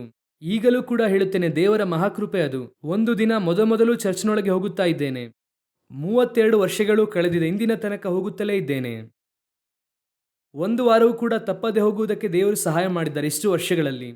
ಯಾಕೆ ಇದನ್ನು ಹೇಳುತ್ತೇನೆ ಅಂದರೆ, ಅನೇಕ ಸಮಯದಲ್ಲಿ ಆ ಒಳಗೆ ಬರುವಾಗ ಆ ಒಂದು ನಿಮಿಷದಲ್ಲಿ ಆ ಆರಾಧನೆ ನಮ್ಮನ್ನು ಹಿಡಿಯುತ್ತದೆ. ಆ 10 ನಿಮಿಷದ ಆರಾಧನೆ ಅವನನ್ನು ರೂಪಿಸುತ್ತದೆ. ಆದ್ದರಿಂದ ನಾನು ಹೇಳುತ್ತೇನೆ, ಯಾವುದೇ ಒಂದು ಚರ್ಚ್ನಲ್ಲಿ ಮಾಡುವಂತಹ ಸೇವೆಯೂ ಕೂಡ ಅಸಡ್ಡೆಯಿಂದ ಮಾಡಬಾರದು. ನೀವು ವರ್ಷಿಪ್ ಮಾಡುತ್ತೀರಾ? ಆ ವರ್ಷಿಪ್ಪನ್ನು ಮಾಡುವಾಗ ಶ್ರದ್ಧೆಯಿಂದ ದೇವರ ಸಮ್ಮುಖದಲ್ಲಿ ಕಾದಿದ್ದು ಬಂದು ನಿಲ್ಲಬೇಕು. ಸಹೋದರರು ಸಂದೇಶ ಕೊಡುವಾಗ ಹೇಳುತ್ತೇನೆ, ಸಂದೇಶ ಕೊಡುವಂಥದ್ದು ಒಂದು ಕಮೆಂಟ್ರಿಯನ್ನು ನೋಡಿ ಈಸಿಯಾಗಿ ಪ್ರಿಪೇರ್ ಮಾಡಬಹುದು. ಇವತ್ತಿನ AI ಟೆಕ್ನಾಲಜಿಯಲ್ಲಿ ಬಹಳ ಈಸಿಯಾಗಿ ಸಂದೇಶವನ್ನು ಪ್ರಿಪೇರ್ ಮಾಡಬಹುದು. ಆದರೆ ಕಾದಿದ್ದು ನೀನು ಪಡೆಯುವಂಥ ಸಂದೇಶವೇ ಬರುವಂಥವರನ್ನು ಮಾರ್ಪಡಿಸುತ್ತದೆ, ಅವನನ್ನು ಮುಟ್ಟುತ್ತದೆ. ಅದು ಆರಾಧನೆಗೂ ಅನ್ವಯಿಸುತ್ತದೆ, ಹಾಡುಗಳಿಗೂ ಅನ್ವಯಿಸುತ್ತದೆ. ಏನೋ 3 ಹಾಡನ್ನು ತಾನೇ ಹಾಡುತ್ತೇವೆ, ಅವರು ಹಾಡಲಿದ್ದಾರೆ, ನಾವು ಜೊತೆಗೆ ಹಾಡುತ್ತೇವೆ, ಅಷ್ಟೇ ತಾನೇ. ಅದರಲ್ಲೇನಿದೆ? ಇಲ್ಲ. ಆ 3 ಹಾಡುಗಳಲ್ಲಿ ಒಂದು ಹಾಡು ಅವನ ಹೃದಯವನ್ನು ಚುಚ್ಚುತ್ತದೆ. ಅವನು ಆ ಸಮಸ್ಯೆಯೊಂದಿಗೆ ಬಂದಿರುತ್ತಾನೆ, ಆ ಸಮಸ್ಯೆಯೊಂದಿಗೆ ಮಾತನಾಡುತ್ತದೆ. ನಿನ್ನ ಸ್ವರದಲ್ಲಿರುವಂಥ ಅಭಿಷೇಕ, ದೇವರಾತ್ಮನವನೊಳಗೆ ಪ್ರವೇಶಿಸುತ್ತಾರೆ. ನೀನು ಮಾಡುವಂಥ ಯಾವುದೇ ಒಂದು ವಿಷಯನ ಅಸಡ್ಡೆ ಮಾಡಲೇಬಾರದು. ಅದು ಬರುವಂಥವರನ್ನು ಬಲಿಪೀಠದಲ್ಲಿ ತಂದು ನಿಲ್ಲಿಸುವ ಹಾಗೆ ನಿಲ್ಲಿಸಬೇಕು. ಹಾಲೆಲೂಯ. ನೀವು ದೇವದೂತರಗಣತೆ ಇರಬೇಕಂದ್ರೆ ನಿಮ್ಮ ಆರಾಧನೆ ಮೊದಲನೆಯದಾಗಿ ದೇವರು ಮೆಚ್ಚುವಂಥ ಆರಾಧನೆಯಾಗಿ ಮಾರ್ಪಡಬೇಕು. ಎರಡನೆಯದಾಗಿ ಒಬ್ಬ ದೇವದೂತನ 2ನೇ ಕೆಲಸ ಏನು? ಓದಿರಿ, ಲೂಕನ ಬರೆದ ಸುವಾರ್ತೆ 1ನೇ ಅಧ್ಯಾಯ 19ನೇ ವಾಕ್ಯ.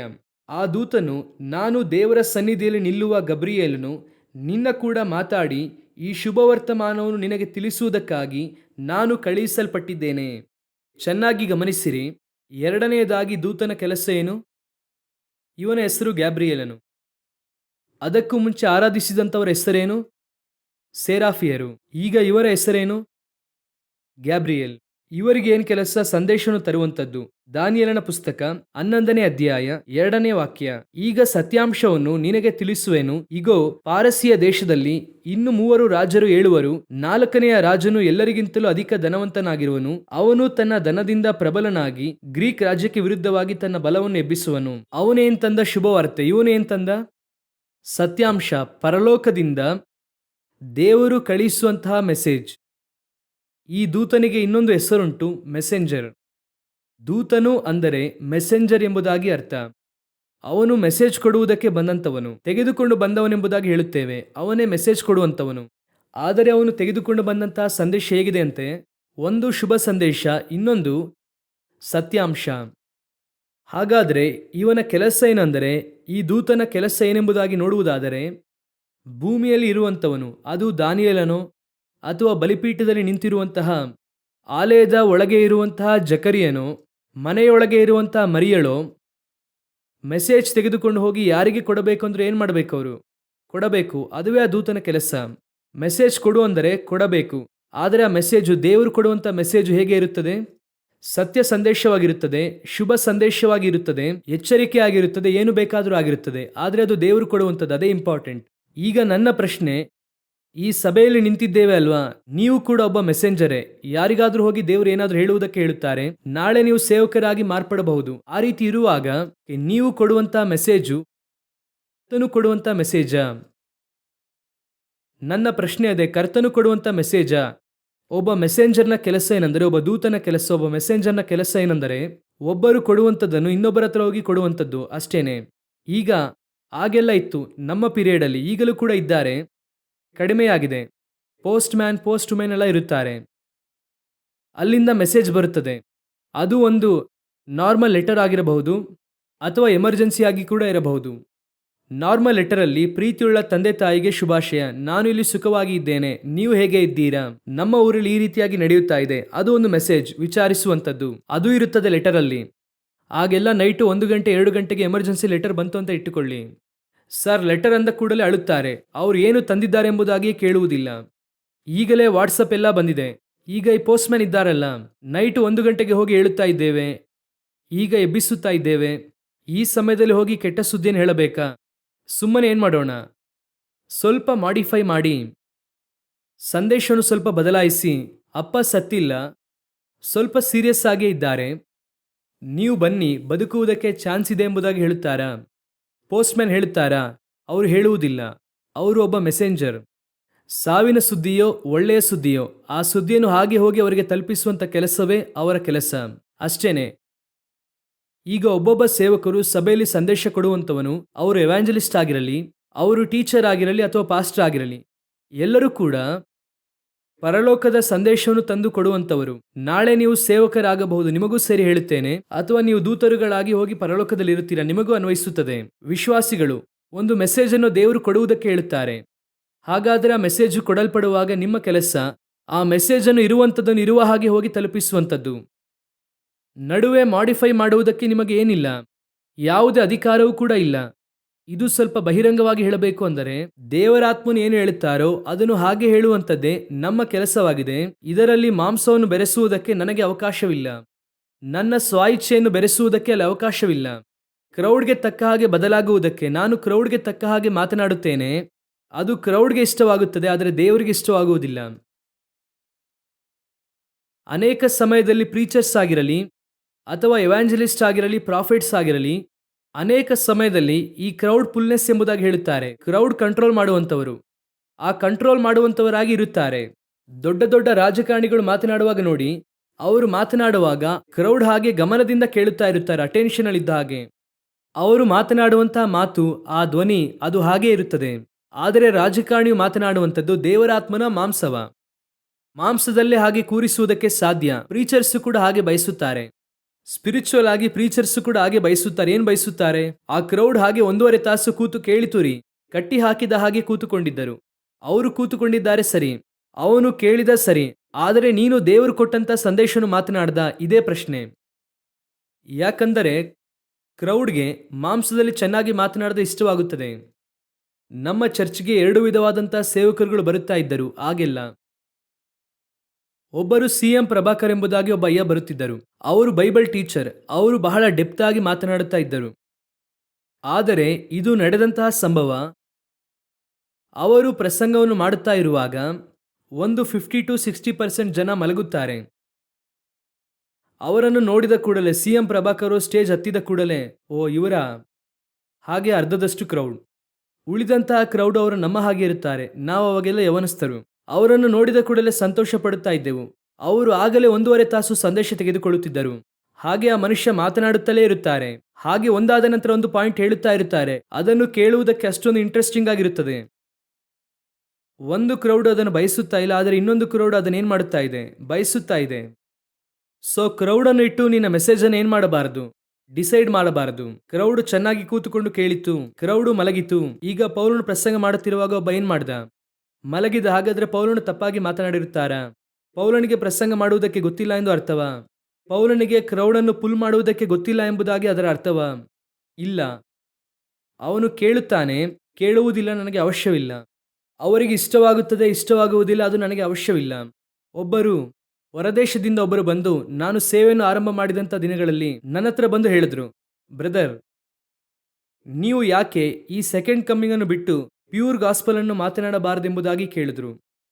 ನಾನು ಕೇಳಿದೆ, ಯಾಕೆ ಹಾಗೆ ಮಾತನಾಡಬೇಕು ಎಂದು. ಇಲ್ಲ, ಯೇಸು ಕ್ರಿಸ್ತನು ಮೊದಲನೇ ಬಾರಿಗೆ ಬಂದದೇ ಇನ್ನೂ ಅನೇಕರಿಗೆ ಗೊತ್ತಿಲ್ಲ, ಇನ್ನು 2ನೇ ಸಾರಿ ಬರುವುದರ ಕುರಿತು ಈಗೇನು ಅವಶ್ಯ ಅಂದರು. ಅವರಿಗೆ ನಾನು ಮಾತನಾಡಿದ್ದು ಇಷ್ಟವಾಗಲಿಲ್ಲ, ಅಷ್ಟೇನೆ. ಅವರಿಗೆ ಈ ಸತ್ಯ ಏನಾಗಲಿಲ್ಲ. ಯಾಕೆ ಇದೆಲ್ಲ ಬೇಕು? ಈಗಲೂ ಕೂಡ ಅನೇಕರು ಹೇಳುತ್ತಾರೆ, ಯಾಕೆ ಈ ರೀತಿಯಾಗಿ ದೇವರು ಬರಲಿದ್ದಾರೆ, ಲೋಕ ನಾಶವಾಗಲಿದೆ ಎಂಬುದಾಗಿ ಇದರ ಕುರಿತಾಗಿ ಮಾತನಾಡುತ್ತಿದ್ದೀರಾ ಎಂಬುದಾಗಿ ಕೇಳುತ್ತಾರೆ. ಈಗಲೂ ಅನೇಕರು ಹೇಳುತ್ತಾರೆ, ನಾನು ಇವರಿಗೋಸ್ಕರವಾಗಿ ನನ್ನನ್ನು ಏನು ಮಾಡಿಕೊಳ್ಳುವುದಕ್ಕಾಗಲ್ಲ, ಬದಲಾಯಿಸಿಕೊಳ್ಳಲು ಆಗಲ್ಲ. ಪರಲೋಕ ನನಗೆ ಏನನ್ನು ಹೇಳುತ್ತದೋ ಅದನ್ನೇ ನಾನು ಹೇಳಬೇಕು. ಯೆಶಾಯ ಹೋಗಿ ಪ್ರವಾದನೆಯನ್ನು ಹೇಳುವಾಗ ಕೇಳುವುದಕ್ಕೆ ಚೆನ್ನಾಗಿದೆ, ಯೆರೆಮೀಯ ಹೇಳುವಾಗ ಕೋಪ ಬರುತ್ತದೆ. ಈಗ ಯೆರೆಮೀಯ ಏನು ಮಾಡುವುದಕ್ಕಾಗಲ್ಲ, ಬದಲಾಯಿಸಿಕೊಳ್ಳುವುದಕ್ಕೆ ಆಗಲ್ಲ. ಕೆಲವರಿಗೆ ಸೇವೆ ಹೀಗೆ ಇರುತ್ತದೆ, ಕೆಲವರಿಗೆ ಸೇವೆ ಹಾಗೆ ಇರುತ್ತದೆ. ನಿನಗೆ ಇದೇ ಮಿನಿಸ್ಟ್ರಿ, ನೀನು ಇದನ್ನೇ ಮಾತನಾಡಬೇಕು ಅಂದರೆ ನೀನು ಅದನ್ನೇ ಮಾತನಾಡಬೇಕು. ಅನೇಕ ಸಮಯದಲ್ಲಿ ಸತ್ಯವನ್ನು ಮಾತನಾಡುವಾಗ ಶತ್ರುವಾಗಿ ಮಾರ್ಪಡುತ್ತೇವೆ. ಸತ್ಯವನ್ನು ಮಾತನಾಡುವುದರಿಂದ ಶತ್ರುವಾದೇನು? ಹೌದು, ಶತ್ರುವಾಗಿ ಮಾರ್ಪಡುತ್ತೇವೆ. ನೀವು ಚೆನ್ನಾಗಿ ಸತ್ಯವನ್ನು ಮಾತನಾಡುವುದಾದರೆ 70% ಜನರಿಗೆ ನೀವಂದ್ರೆ ಇಷ್ಟವಾಗುವುದಿಲ್ಲ. ನೀವು ಚೆನ್ನಾಗಿ ಸತ್ಯವನ್ನು ಮಾತನಾಡುವುದಾದರೆ ಇಸ್ರಾಯೇಲಲ್ಲಿರುವಂತ ಯಾರಿಗೂ ಇಷ್ಟವಾಗುವುದಿಲ್ಲ. ಆದರೆ 12 ಅಪೊಸ್ತಲರನ್ನು ರೂಪಿಸಿರುತ್ತೀರಾ. ನೀವು ಇಸ್ರಾಯೇಲ್ನಲ್ಲಿರುವಂತವರು 5,000 ಜನ ಡೈಲಿ ಬಂದು ಕೇಳಬೇಕು ಅಂದುಕೊಂಡರೆ ನೀವು ಸತ್ಯವನ್ನು ಮಾತನಾಡುವುದಕ್ಕೆ ಆಗುವುದಿಲ್ಲ. ಸತ್ಯವನ್ನು ಮಾತನಾಡಿದ ಕೂಡಲೇ ಅವರು ಎದ್ದು ಹೋಗುತ್ತಾರೆ. ಮರುದಿನವೂ ಕೂಡ 5,000 ಜನ ಬರುತ್ತಾರೆ. ಅವರು ಸತ್ಯಕ್ಕೆ ಬರುವುದಿಲ್ಲ, ಆಹಾರಕ್ಕಾಗಿ ಬರುತ್ತಾರೆ. ಯೇಸು ಹೇಳುತ್ತಾರೆ, ನೀವು ರೊಟ್ಟಿಗಾಗಿ ನಾನು ಹಿಂಬಾಲಿಸುತ್ತಿದ್ದೀರಾ, ಒಬ್ಬರೂ ಬರಬೇಡಿ, ಸತ್ಯಕ್ಕಾಗಿ ಬಾ. ಸತ್ಯಕ್ಕೆ ಒಂದು ಗುಂಪು ಬರುತ್ತದೆ, ಒಂದು ಗುಂಪು ಬರುತ್ತದೆ. ನಾವು ಜನರು ಬರುವುದಕ್ಕೋಸ್ಕರ ಯಾವುದೇ ಗುಂಪಿಗಾಗಿ ಈ ರೀತಿಯಾಗಿ ಮಾತನಾಡುವಂತ ಅವಶ್ಯ ಇಲ್ಲ. ನನಗೆ ಕರೆಯುವಿಕೆ ಏನೋ, ದೇವರಾತ್ಮನ ಏನು ಹೇಳಿದ್ದಾರೋ ಅದನ್ನೇ ನಾವೇನ್ ಮಾಡಬೇಕು, ಮಾತಾಡಬೇಕು. ನೀವು ಕ್ರೌಡ್ಗೆ ತಕ್ಕ ಹಾಗೆ ನಿಮ್ಮ ಸಂದೇಶವನ್ನು ಏನ್ ಮಾಡಬಾರದು, ಮಾರ್ಪಡಿಸಿಕೊಳ್ಳಬಾರದು. ಬಂದು ಹೇಳುತ್ತಾರೆ, ದೇವರು ನಿನಗೆ ಇದನ್ನು ಮಾಡುವುದಕ್ಕೆ ಹೇಳುತ್ತಿದ್ದಾರೆ, ಅಷ್ಟೇ, ಕೆಲಸ ಮುಗಿಯಿತು. ಒಬ್ಬ ದೂತನು ಬಂದು ಹೇಳುತ್ತಾನೆ, ಕರ್ತನು ನಿನ್ನನ್ನು ತಳ್ಳುತ್ತಾರೆ ಕೆಳಗೆ, ಮುಗಿಯಿತು. ಒಬ್ಬ ದೂತನು ಬರುತ್ತಾನೆ, ನೆಬೂಕದ್ನೆಚ್ಚರನಿಗೆ ಒಂದೇ ಏಟು, ಕೆಲಸ ಮುಗಿಯಿತು. ಏನಪ್ಪಾ ನಿನ್ನ ಪಾಡಿಗೆ ಹೊಡೆಯುತ್ತಾ ಇದೆಯಾ? ಈ ವಿಷಯ ಚೆನ್ನಾಗಿ ಯಾರಿಗೆ ಅರ್ಥವಾಗಿತ್ತು ಗೊತ್ತಾ? ಮೋಶೆಗೆ ಗೊತ್ತು. ಯಾರಿಗೆ ಗೊತ್ತು? ಮೋಶೆಗೆ ಗೊತ್ತು. ದೇವರು ಹೇಳುತ್ತಾರೆ, ಇವರು ಮೊಂಡರಾಗಿರುವಂತ ಜನರು, ನಾನು ಬರುವುದಿಲ್ಲ, ನಾನು ದೂತನನ್ನು ಕಳಿಸುತ್ತೇನೆ, ಅದೆಲ್ಲ ಬೇಡ ಅನ್ನುತ್ತಾನೆ. ಆ ಒಂದು ಕೆಲಸ ಮಾತ್ರ ಬೇಡವೇ ಬೇಡ. ನೀವೇ ಬನ್ನಿ. ಯಾಕೆ? ನಾನು ನಿಮ್ಮನ್ನು ಅಡ್ಜಸ್ಟ್ ಮಾಡಿಕೊಳ್ಳುವುದು ಈಸಿ, ಅವನನ್ನು ಅಡ್ಜಸ್ಟ್ ಮಾಡುವುದಕ್ಕೆ ಸಾಧ್ಯವಿಲ್ಲ. ಯಾಕೆ? ನೀವು ನನಗೋಸ್ಕರವಾಗಿ ಮನವೆರಗುತ್ತೀರಾ, ಅವನು ಆಗಲ್ಲ. ಒಡೆ ಅಂದ್ರೆ ಒಡೆಯುತ್ತಾನೆ, ಚುಚ್ಚು ಅಂದ್ರೆ ಚುಚ್ಚುತ್ತಾನೆ, ಕತ್ತರಿಸು ಅಂದ್ರೆ ಕತ್ತರಿಸುತ್ತಾನೆ. ಅವನು ನೋಡಿರಿ, ಯೆರೂಸಲೇಮಿನಲ್ಲಿ ಬಾಧೆ ಬಂತು. ದಾವೀದನು ಇಲ್ಲಿ ಮಾತನಾಡುತ್ತಿದ್ದಾನೆ, ಯಾರತ್ರ? ದೇವರೊಂದಿಗೆ ಮಾತನಾಡುತ್ತಾ ಇದ್ದಾನೆ. ದೇವರು ಕೂಡ ಮನಸ್ತಾಪ ಪಡುತ್ತಾರೆ, ಅಯ್ಯೋ ಇವನು ಅಳುತ್ತಾ ಇದ್ದಾನಲ್ಲ ಎಂದು. ಆದರೆ ಇವನು ಕತ್ತರಿಸುತ್ತಲೇ ಇದ್ದಾನೆ. ಯಾರು? ದೂತನು ಕತ್ತರಿಸುತ್ತಲೇ ಇದ್ದಾನೆ, ಅವನ ಪಾಡಿಗೆ ಕತ್ತರಿಸುತ್ತಿದ್ದಾನೆ. ಇವನನ್ನು ಅವನು ನೋಡಲೇ ಇಲ್ಲ. ದಾವೀದನು ಅಳುತ್ತಾ ಇದ್ದಾನಲ್ಲ. ದೇವರು ಏನಾದ್ರೂ ಹೇಳುತ್ತಾರಾ? ನಿಲ್ಲಿಸೋಣ, ಆ ಕೆಲಸ ಇಲ್ಲಿ ಆಗಲ್ಲ, ಕತ್ತರಿಸುತ್ತಲೇ ಇರು. ಕಡೆಯದಾಗಿ ದೇವರು ಸಾಕು ನಿಲ್ಲಿಸು. ಏನೋ ಟೈಮ್ ಆಗ್ತಾ ಕತ್ತರಿಸುತ್ತಲೇ ಇದೆ. ಅವನು ಅಳುತ್ತಾ ಇದ್ದಾನೆ. ಅವನು ಅತ್ತರೆ ನನಗೇನು, ಅವನು ನಕ್ಕರೆ ನನಗೇನು? ನನಗೆ ಕೊಡಲ್ಪಟ್ಟಂತ ಕೆಲಸವನ್ನು ನಾನು ಮಾಡುತ್ತೇನೆ, ಅಷ್ಟೇನೆ. ನಾನು ಪ್ರಾರ್ಥಿಸುತ್ತೇನೆ, ವಿಜ್ಞಾಪಿಸುತ್ತೇನೆ, ಅದು ನನ್ನ ಪರ್ಸನಲ್ ಇಶ್ಯೂ. ಪರಲೋಕ ನನಗೆ ಏನು ಹೇಳಿದ್ಯೋ ಅದನ್ನು ನಾನು ಮಾಡಿ ಮುಗಿಸುತ್ತೇನೆ. ಅದುವೇ ಯೇಸು ನಮಗೆ ತೋರಿಸಿದಂತಹ ಮಾಡೆಲ್. ಅವರು ಎಲ್ಲೂ ಕೂಡ ಫ್ಲೆಕ್ಸಿಬಲ್ ಆಗುವುದೇ ಇಲ್ಲ. ಅಷ್ಟೇ, ದೇವರು ಏನು ಹೇಳುತ್ತಾರೆ ಅದನ್ನು ಮಾಡುತ್ತಾ ಹೋಗುತ್ತಲೇ ಇರ್ರಿ. ಯಾರಿಗೋಸ್ಕರವಾಗಿಯೂ ಕೂಡ ಅದೇನಾಗಲ್ಲ, ಫ್ಲೆಕ್ಸಿಬಲ್ ಮಾಡುವುದಕ್ಕೆ ಆಗಲ್ಲ. ಅಷ್ಟೇ, ಯೇಸು ಒಂದು ಕಡೆ ಪ್ರೀತಿಯಿಂದ ಮಾತಾಡುವುದಕ್ಕೆ ಹೇಳುತ್ತಾರೆ, ಮಾತನಾಡುತ್ತಾರೆ. ಒಂದು ಕಡೆ ಅಯ್ಯೋ ಎಂಬುದಾಗಿ ಹೇಳುವುದಕ್ಕೆ ಹೇಳುತ್ತಾರೆ, ಅವರು ಕೂಡ ಹೇಳುತ್ತಾರೆ. ಒಂದು ಕಡೆ ಮುಖದಾಕ್ಷಿಣ್ಯ ಇಲ್ಲದ ಹಾಗೆ ಮಾತನಾಡುತ್ತಾರೆ, ಅದು ಮಾತನಾಡುತ್ತಾರೆ. ಒಂದು ಪಾಪಿಯ ಬಳಿಯಲ್ಲಿ ಪ್ರೀತಿಯಿಂದ ಮಾತಾಡುತ್ತಾರೆ, ಹಾಗೂ ಮಾತಾಡುತ್ತಾರೆ. ಪರಲೋಕ ಏನು ಹೇಳುತ್ತದೋ ಅದನ್ನು ಮಾತನಾಡಿ ಹೋಗಬೇಕು, ಅಷ್ಟೇ ಮೆಸೇಜ್. ಯಾರಿಗೋಸ್ಕರವಾಗಿಯೂ ನನ್ನ ಮೆಸೇಜ್ ಆಲ್ಟರ್ ಆಗುವುದಿಲ್ಲ, ಮಾಡಿಫಿಕೇಶನ್ ಆಗುವುದಿಲ್ಲ. ಮೆಸೇಜಲ್ಲಿ ಏನನ್ನು ಕೂಡಿಸುವುದಕ್ಕೆ ಆಗುವುದಿಲ್ಲ, ಕಡಿಮೆ ಮಾಡುವುದಕ್ಕೆ ಆಗಲ್ಲ. ನನ್ನ ಮೆಸೇಜ್ ದೇವರು ಕೊಟ್ಟದ್ದು, ಅದು ಹೀಗೆ ಇರುತ್ತದೆ. ನಾವೊಂದು ಬಿಸ್ನೆಸ್ ಅನ್ನು ಮಾಡುತ್ತಾ ಇದ್ದೆವು, ಸತ್ಯವಾಗಿ ಹೇಳುತ್ತೇನೆ, ಒಂದು ಬಿಸ್ನೆಸ್ ಮಾಡುತ್ತಾ ಇದ್ದೆವು. ಕಳೆದ ವಾರ ಒಬ್ಬ ಕಸ್ಟಮರ್ ಬಂದು ನಮ್ಮನ್ನು ಬೈದು ಹೋಗುತ್ತಾರೆ, ಭಯಂಕರ ಬೈದು ಹೋಗುತ್ತಾರೆ. ಮುಂದಿನ ವಾರ ಅದೇ ಕಸ್ಟಮರ್ ಬರುತ್ತಾರೆ, ಏನೂ ನಡೆದೇ ಇರುವ ಹಾಗೆ ಮಾತನಾಡುತ್ತಾರೆ. ಈಗ ನಾವು ಕಳೆದ ವಾರ ನೀನು ನಮ್ಮನ್ನು ಬೈದೆ ಅಲ್ವಾ, ನಿನಗೆ ಕೊಡುವುದಿಲ್ಲ ಅಂದರೆ ನಷ್ಟ ಯಾರಿಗೆ? ನನಗೇ ನಷ್ಟ. ಅವನು ಬೈಯುತ್ತಾನೆ, ಮುಂದಿನ ವಾರ ಬರುತ್ತಾನೆ, ಅದರ ಕುರಿತಾಗಿ ನಮಗೆ ಚಿಂತೆ ಇಲ್ಲ. ನನಗೆ ನನ್ನ ಬಿಸ್ನೆಸ್ ಮುಖ್ಯ. ಸರಿ, ಹಾಗೆ ಮಾತಾಡಿಕೊಂಡು ಹೋಗು, ಅದರಿಂದ ನನಗೇನು ನಷ್ಟ? ನೀನು ಸತ್ಯ ಹೇಳಿದ್ರೆ ತಾನೆ, ಸುಳ್ಳು ಹೇಳಿದ್ರೆ ನನಗೇನು ಸಮಸ್ಯೆ? No problem. ಅವನಿಗೆ ಇರುವುದಕ್ಕಿಂತಲೂ ಕೂಡ ದೇವರಾತ್ಮನು ಕಾನ್ಷಿಯಸ್ ಅನ್ನು ಸೇವಕರಿಗೆ ಅಧಿಕವಾಗಿ ಕೊಡುತ್ತಾರೆ. ಮಾತಾಡ್ಲಿ ಬಿಡು, ಏನ್ ಬೇಕಾದ್ರೂ ಮಾಡಲಿ. ಅವನಿಗೆ ನ್ಯಾಯ ತೀರಿಸುವಂತ ದೇವರೊಬ್ಬರಿದ್ದಾರೆ. ನನ್ನ ಕೆಲಸ ಮೆಸೇಜ್ ಕೊಡುವಂಥದ್ದು. ಒಬ್ಬ ದೂತನು ಎಂಥವನಾಗಿರುತ್ತಾನೆ? ದೇವರು ಏನು ಹೇಳುತ್ತಾರೋ ಅದನ್ನು ಹಾಗೆ ಮಾಡುತ್ತಾನೆ. ಹೋಗಿ ಹೇಳು, ಹೇಳುತ್ತಾನೆ. ಮಾಡುತ್ತಾನೆ. ಕತ್ತರಿಸುತ್ತಾನೆ. ಏನು ಕತ್ತರಿಸಿದೆ ಅದೆಲ್ಲ ನನಗೆ ಗೊತ್ತಿಲ್ಲ, ಅವರು ಕತ್ತರಿಸುವುದಕ್ಕೆ ಹೇಳಿದ್ರು ಅಷ್ಟೇನೆ. ಅವನು ಎಲ್ಲಿಯವರೆಗೂ ಕತ್ತರಿಸುತ್ತಾನೆ ಗೊತ್ತಾ? ದೇವರು ನಿಲ್ಲಿಸು ಎನ್ನುವ ತನಕ ಕತ್ತರಿಸುತ್ತಾನೆ. ಅವನಿಗೆ ದಾವೀದನು ಅತ್ತರೆ ಚಿಂತೆ ಇಲ್ಲ, ಜಕರಿಯನು ಮೂಕನಾದರೆ ಚಿಂತೆ ಇಲ್ಲ. ನನ್ನ ಕೆಲಸ ಏನು? ಪರಲೋಕವು ಹೇಳಿತು, ನಾನು ಅದನ್ನು ಮಾಡಿದೆ. ಇದು ಕೇಳುವುದಕ್ಕೆ ಕಠಿಣವಾಗಿರುತ್ತದೆ, ಆದರೆ ಯೇಸು ಏನು ಮಾಡುತ್ತಾರೆ ನೋಡಿ. ತಂದೆಯ ಚಿತ್ತವನ್ನು ಮಾಡುವಂಥದ್ದೇ ನನ್ನ ಆಹಾರವಾಗಿದೆ. ಪರಲೋಕದಲ್ಲಿ ನನಗೇನು ಹೇಳಲ್ಪಡುತ್ತದೋ ಅದನ್ನೇ ಮಾಡುತ್ತೇನೆ. ಅಬ್ರಹಾಮನಿಗೆ ದೇವರು, ಈ ಮಗನನ್ನು ನಾಳೆ ಬಲಿಯಾಗಿ ಅರ್ಪಿಸುತ್ತೀಯಾ? ಕೊಡುತ್ತೇನೆ ದೇವರೇ. ಏನಪ್ಪ ದಯೆ ದಾಕ್ಷಿಣ್ಯ ಇಲ್ಲದವರಾಗಿದ್ದೀರಾ? 100 ವರ್ಷವಾದ ನಂತರ ಹುಟ್ಟಿದ ಮಗು, ಅದನ್ನು ಬಲಿ ಕೇಳುತ್ತಾ ಇದ್ದೀರಲ್ಲ. ನನಗೆ ನೀನು ಬಹಳ ಇಷ್ಟ ತಮ್ಮ. ಅದಕ್ಕಿಂತ ತಂದೆಯ ಚಿತ್ತವನ್ನು ಮಾಡುವಂಥದ್ದೇ ನನಗೆ ಆಹಾರವಾಗಿದೆ. ಅಷ್ಟೇನೆ, ಕೆಲಸ ಮುಗಿಯಿತು. ಈ ಮೆಂಟಾಲಿಟಿಗೆ ನೀವು ಬನ್ನಿ, ಆಗ ಪರಲೋಕ ನಿಮ್ಮನ್ನು ತೆಗೆದು ಉಪಯೋಗಿಸುತ್ತದೆ. ಪರಲೋಕಕ್ಕೆ ನಿಮ್ಮ ಮೇಲೆ ನಂಬಿಕೆ ಬರುತ್ತದೆ. ಏನು ಹೇಳಿದರೂ ಕೂಡ ಮಾಡುತ್ತಾನೆ. ನನ್ನ ನಾಮದಲ್ಲಿ ಏನು ಹೇಳಿದರೂ ಕೂಡ ಮಾಡುತ್ತಾನೆ, ಖಂಡಿತವಾಗಿ ಮಾಡುತ್ತಾನೆ. ಆ ನಂಬಿಕೆ ನಿಮ್ಮ ಮೇಲೆ ಬರಬೇಕು. ಪೌಲನಿಗೆ ಯಾಕೆ ಆ ನಂಬಿಕೆಯನ್ನು ಪರಲೋಕ ಬೈಬಲ್ ಕೊಟ್ಟಿದ್ದು ಗೊತ್ತಾ? ಅವನಿಗೆ ಒಡೆದರೂ ಬಡೆದರೂ ನನ್ನ ಚಿತ್ತವನ್ನೇ ಮಾಡುತ್ತಾನೆ. ಅವನು ಸ್ವಾಯಿಷ್ಟವನ್ನು ಆಚೆ ತರುವುದಿಲ್ಲ. ಅವನು ಅದರೊಳಗೆ ಏನು ಮಾಡುವುದಿಲ್ಲ. ನಾನು ಏನು ಹೇಳುತ್ತೇನೋ ಅದನ್ನು ಮಾಡುತ್ತಾನೆ ಅಷ್ಟೇ. ಆ ನಂಬಿಕೆ ಪರಲೋಕಕ್ಕೆ ನಿಮ್ಮ ಮೇಲೆ ಬರಬೇಕು. ಯಾವತ್ತೋ ಒಂದು ದಿನ ದೇವರ ಚಿತ್ತವನ್ನು ಮಾಡುವಂಥದ್ದು ಇದೆ. ವಾರಕ್ಕೆ ಒಂದು ದಿನ ಮಾಡುವಂಥದ್ದು ಇದೆ. ಡೈಲಿ ಮಾಡುವಂಥದ್ದು ಇದೆ. ಪರಲೋಕಕ್ಕೆ ನಮ್ಮ ಮೇಲೆ ಆ ನಂಬಿಕೆ ಬರಬೇಕು. ಒಂದು ಕಾರ್ಯವನ್ನು ಹೇಳಿ ನಾನು ಮುಗಿಸುತ್ತೇನೆ. ನೀವು ಸೇವೆಗೆ ಬಂದಿದ್ದೀರಾ ಅಂದರೆ ನೀವು ಕೊಡುವಂಥ ಮೆಸೇಜ್ ಎಷ್ಟು ಇಂಪಾರ್ಟೆಂಟ್, ಆ ಮೆಸೇಜು ಎಷ್ಟು ಇಂಪಾರ್ಟೆಂಟ್ ಎಂಬುದಾಗಿ ನಾನು ನಿಮಗೆ ಒಂದನ್ನು ಹೇಳುತ್ತೇನೆ. ಈ ಮೆಸೇಜನ್ನು ನೀವು ಕೊಡುತ್ತೀರಲ್ಲ ಚರ್ಚ್ನಲ್ಲಿ, ಈಗ ನಾನು ಕೊಡುತ್ತೇನೆ ಎಂದು ಇಟ್ಟುಕೊಳ್ಳಿ. ಈ ಮೆಸೇಜು ಹೇಗೆ ನಿಮಗೆ ಬಂದು ಸೇರುತ್ತದೆ ಎಂಬುದಾಗಿ ಹೇಳುತ್ತೇನೆ. ಆ ಪ್ರೋಟೋಕಾಲ್ ಅನ್ನು ಮಾತ್ರ ಹೇಳಿ ನಾನು ಮುಗಿಸುತ್ತೇನೆ. ಪ್ರಕಟಣೆಯ ಪುಸ್ತಕ 1ನೇ ಅಧ್ಯಾಯ 1ನೇ ವಾಕ್ಯ. ಯೇಸು ಕ್ರಿಸ್ತನ ಪ್ರಕಟಣೆಯು ಆತನು ಬೇಗನೆ ಸಂಭವಿಸಬೇಕಾಗಿರುವ ಸಂಗತಿಗಳನ್ನು ತನ್ನ ದಾಸರಿಗೆ ತೋರಿಸುವುದಕ್ಕಾಗಿ ದೇವರಿಂದ ಈ ಪ್ರಕಟಣೆಯನ್ನು ಹೊಂದಿದನು. ಫಸ್ಟ್ ಕೊಡುವಂಥದ್ದು ತಂದೆ. ಅವರಿಂದ ಯಾರ ಹತ್ರ ಹೋಗುತ್ತದೆ? ಕ್ರಿಸ್ತನ ಹತ್ರ. ಕ್ರಿಸ್ತ ಯೇಸುವಿನ ಹತ್ರ ಬರುತ್ತದೆ. ನಂತರ ಅವರು ಯಾರನ್ನು ಕಳುಹಿಸುತ್ತಾರೆ?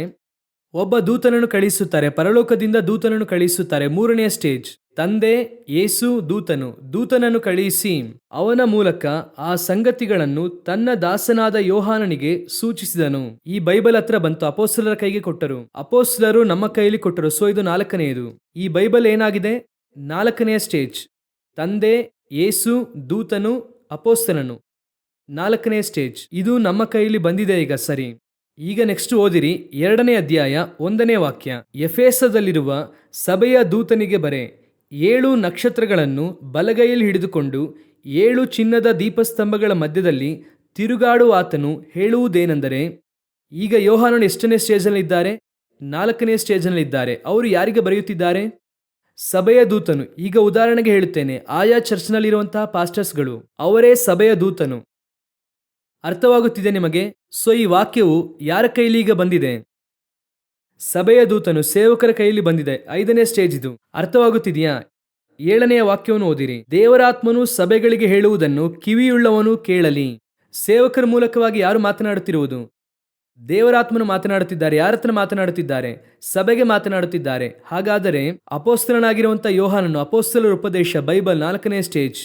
ಅವನು ಸಭೆಯ ದೂತನಿಗೆ, ಪಾಸ್ಟರೋ ಇವಾಂಜಲಿಸ್ಟೋ 5ನೇ ಸ್ಟೇಜ್. ಈ ಸೇವಕರ ಮೂಲಕ ದೇವರಾತ್ಮನು ಮಾತನಾಡುತ್ತಾರೆ. 6ನೇ ಸ್ಟೇಜ್. ದೇವರಾತ್ಮನು ಯಾರಿಗೆ ಮಾತನಾಡುತ್ತಾರೆ? ಸಭೆಗೆ ಮಾತನಾಡುತ್ತಾರೆ. 7ನೇ ಸ್ಟೇಜ್. ಪರಲೋಕದಿಂದ ನಿಮಗೆ ರೀಚ್ ಆಗುವಷ್ಟರಲ್ಲಿ ಎಷ್ಟು ಸ್ಟೇಜ್ ಆಗಿದೆ? ನೀವು 7th ಸ್ಟೇಜಲ್ಲಿ ಇದ್ದೀರಾ. ಸರಿ, ಈ 7 ಸ್ಟೇಜಲ್ಲಿ ನಿಮಗೆ ಸೇರಬೇಕಾಗಿರುವಂಥ ಈ ಮೆಸೇಜನ್ನು ಈ 6 ವ್ಯಕ್ತಿಗಳಿದ್ದಾರಲ್ಲ, ಇದರಲ್ಲಿ ಯಾರು ಕೆಡಿಸುವುದಕ್ಕೆ ಸಾಧ್ಯ ಅನ್ನುತ್ತೀರಾ? ಈ 6 ಸ್ಟೇಜ್ ಇದೆಯಲ್ಲ, ಈ 6 ಸ್ಟೇಜಲ್ಲಿ ಈ ಮೆಸೇಜು ನಿಮಗೆ ತಲುಪದಂತೆ ಇದನ್ನು ಕೆಡಿಸುವುದಕ್ಕೆ ಯಾರಿಂದ ಸಾಧ್ಯ ಅಂದುಕೊಳ್ಳುತ್ತೀರಾ? ಒಬ್ಬರೇ ಒಬ್ಬ ವ್ಯಕ್ತಿಯಿಂದ ಮಾತ್ರವೇ ಸಾಧ್ಯ, ಬೇರೆ ಯಾರಿಂದಲೂ ಸಾಧ್ಯವಿಲ್ಲ. ತಂದೆ ಕೊಟ್ಟಿದ್ದಾರೆ, ಅದರಲ್ಲಿ ಯಾವುದೇ ಸಂದೇಹವಿಲ್ಲ. ತಂದೆ ಹೇಳಿದ್ದನ್ನು ಮಗನು ಕೊಡುತ್ತಾರೆ. ಅವರು ತಂದೆಯ ಚಿತ್ತವನ್ನು ಮಾಡುವಂಥವ್ರು, ಅದರಲ್ಲಿ ಯಾವುದೇ ಸಂದೇಹವಿಲ್ಲ. ಯೇಸು ಕೊಟ್ಟಿದ್ದನ್ನು ದೂತನು ಕೊಡುತ್ತಾನೆ. ಅವನಲ್ಲಿ ಏನೇ ತಪ್ಪಿಲ್ಲ. ಅವನು ಏನು ಕೊಡುತ್ತಾರೆ ಅದನ್ನೇ ಕೊಡುತ್ತಾನೆ. ಶುಭ ಸಂದೇಶವೋ, ಸತ್ಯ ಸಂದೇಶವೋ, ಪ್ರಕಟಣೆಯೋ ತಂದು ಕೊಡುತ್ತಾನೆ. ಈಗ ಅವನಲ್ಲೂ ತಪ್ಪಿಲ್ಲ. ಅವನು ತಂದು ಅಪೊಸ್ತಲರಿಗೆ ಕೊಡುತ್ತಾನೆ. ಅಪೊಸ್ತಲರುಗಳು ಬರೆದು ಕೊಟ್ಟಿದ್ದಾಯಿತು. 4ನೇ ಸ್ಟೇಜ್ ಕರೆಕ್ಟ್ ಆಯಿತು. ಈಗ ಅವರು ಯಾರ ಹತ್ರ ಕೊಡುತ್ತಿದ್ದಾರೆ? ನಮ್ಮ ಹತ್ರ, ನಮ್ಮ ಕೈಯಲ್ಲೂ ಬಂದಿದ್ದಾಯಿತು. 5ನೇ ಸ್ಟೇಜ್. ಈಗ ನನ್ನ ಮೂಲಕ ಯಾರು ಮಾತನಾಡಬೇಕು? ಇಲ್ಲೇ ಸಮಸ್ಯೆ ಇದೆ. ಈಗ ನಾನು ಆತ್ಮನಿಂದ ತುಂಬಲ್ಪಟ್ಟು ಮಾತನಾಡದೆ ನನ್ನ ಮಾಂಸದಿಂದ ತುಂಬಲ್ಪಟ್ಟು ಮಾತನಾಡಿದರೆ 7ನೇ ಸ್ಟೇಜ್ಗೆ ಮೆಸೇಜ್ ಹೋಗುವುದಿಲ್ಲ. 7ನೇ ಸ್ಟೇಜ್ಗೆ ಏನಾಗುವುದಿಲ್ಲ? ಮೆಸೇಜ್ ಹೋಗುವುದಿಲ್ಲ. ಆ 5 ಸ್ಟೇಜು ಕರೆಕ್ಟಾಗಿ ಬರುತ್ತದೆ. 5ನೇ ಸ್ಟೇಜ್ನಲ್ಲೇ ಈಗ ಪ್ರಾಬ್ಲಮ್ಮೇ. ನಾನು ಆತ್ಮದಲ್ಲಿ ಮಾತನಾಡುತ್ತಾ ಇದ್ದೇನೆ, ಮೆಸೇಜು ಕರೆಕ್ಟಾಗಿ ಕನ್ವೆ ಮಾಡುತ್ತಾ ಇದ್ದೇನೆ ಅನ್ನುವಂಥದ್ದೇ ಇಂಪಾರ್ಟೆಂಟು. ನಾನು ದೇವರಾತ್ಮನಿಂದ ತುಂಬಲ್ಪಡದೆ ನನಗೆ ಇಲ್ಲಿ ಕೂತಿರುವಂಥ 10 ಜನರ ಮೇಲೆ ಬಹಳಷ್ಟು ಕೋಪ ಇದೆ ಅಂತ ಇಟ್ಟುಕೊಳ್ಳಿ. ಇವರು ನನಗೆ ವಿರೋಧವಾಗಿ ಕಳೆದ ವಾರ ಏನೋ ಮಾಡಿದ್ರು ಅಂತ ಟೆನ್ಷನ್ ಆಗಿದೆ. ಈಗ ಆಟೋಮೆಟಿಕ್ ಆಗಿ ನನ್ನ ಮೆಸೇಜು ದೇವರಾತ್ಮನು ಮಾತನಾಡುವ ಮೆಸೇಜ್ ಆಗಿ ಇರುವುದಿಲ್ಲ. ಆಟೋಮೆಟಿಕ್ ಆಗಿ ಏನು ಬರುತ್ತದೆ, ನನ್ನ ಮಾಂಸ. ಈಗ ನನ್ನ ಮಾಂಸ ಹೊರಬಂತು ಅಂದರೆ ಅವರು ಕೊಟ್ಟ ಮೆಸೇಜ್ ಬರುವುದಿಲ್ಲ. ಯಾಕಂದ್ರೆ ಅವರು ಕೊಟ್ಟಂತ ಮೆಸೇಜ್ ಅನ್ನು ಮಾತ್ರ ದೇವರಾತ್ಮನು ಮಾತನಾಡುತ್ತಾರೆ. ನಡುವೆ ನಾನು ಒಂದು ಚಾನೆಲ್, ಅವರು ಕೊಟ್ಟ ಮೆಸೇಜ್ ಅನ್ನು ಮಾತನಾಡದೆ ನನ್ನ ಮೆಸೇಜ್ ಮಾತನಾಡಿದ್ರೆ ದೇವರಾತ್ಮನು ಮಾತನಾಡುವುದಿಲ್ಲ. ಟೋಟಲ್ ಮೆಸೇಜ್ ಸ್ಟಾಪ್ ಆಗುತ್ತದೆ. ನನ್ನ ಮೆಸೇಜು ಚರ್ಚ್ಗೆ ಹೋಗುತ್ತದೆ. ಚರ್ಚು ಸಂಪೂರ್ಣ ಏನಾಗಿರುತ್ತದೆ, ಮಾಂಸವಾಗಿ ಇರುತ್ತದೆ.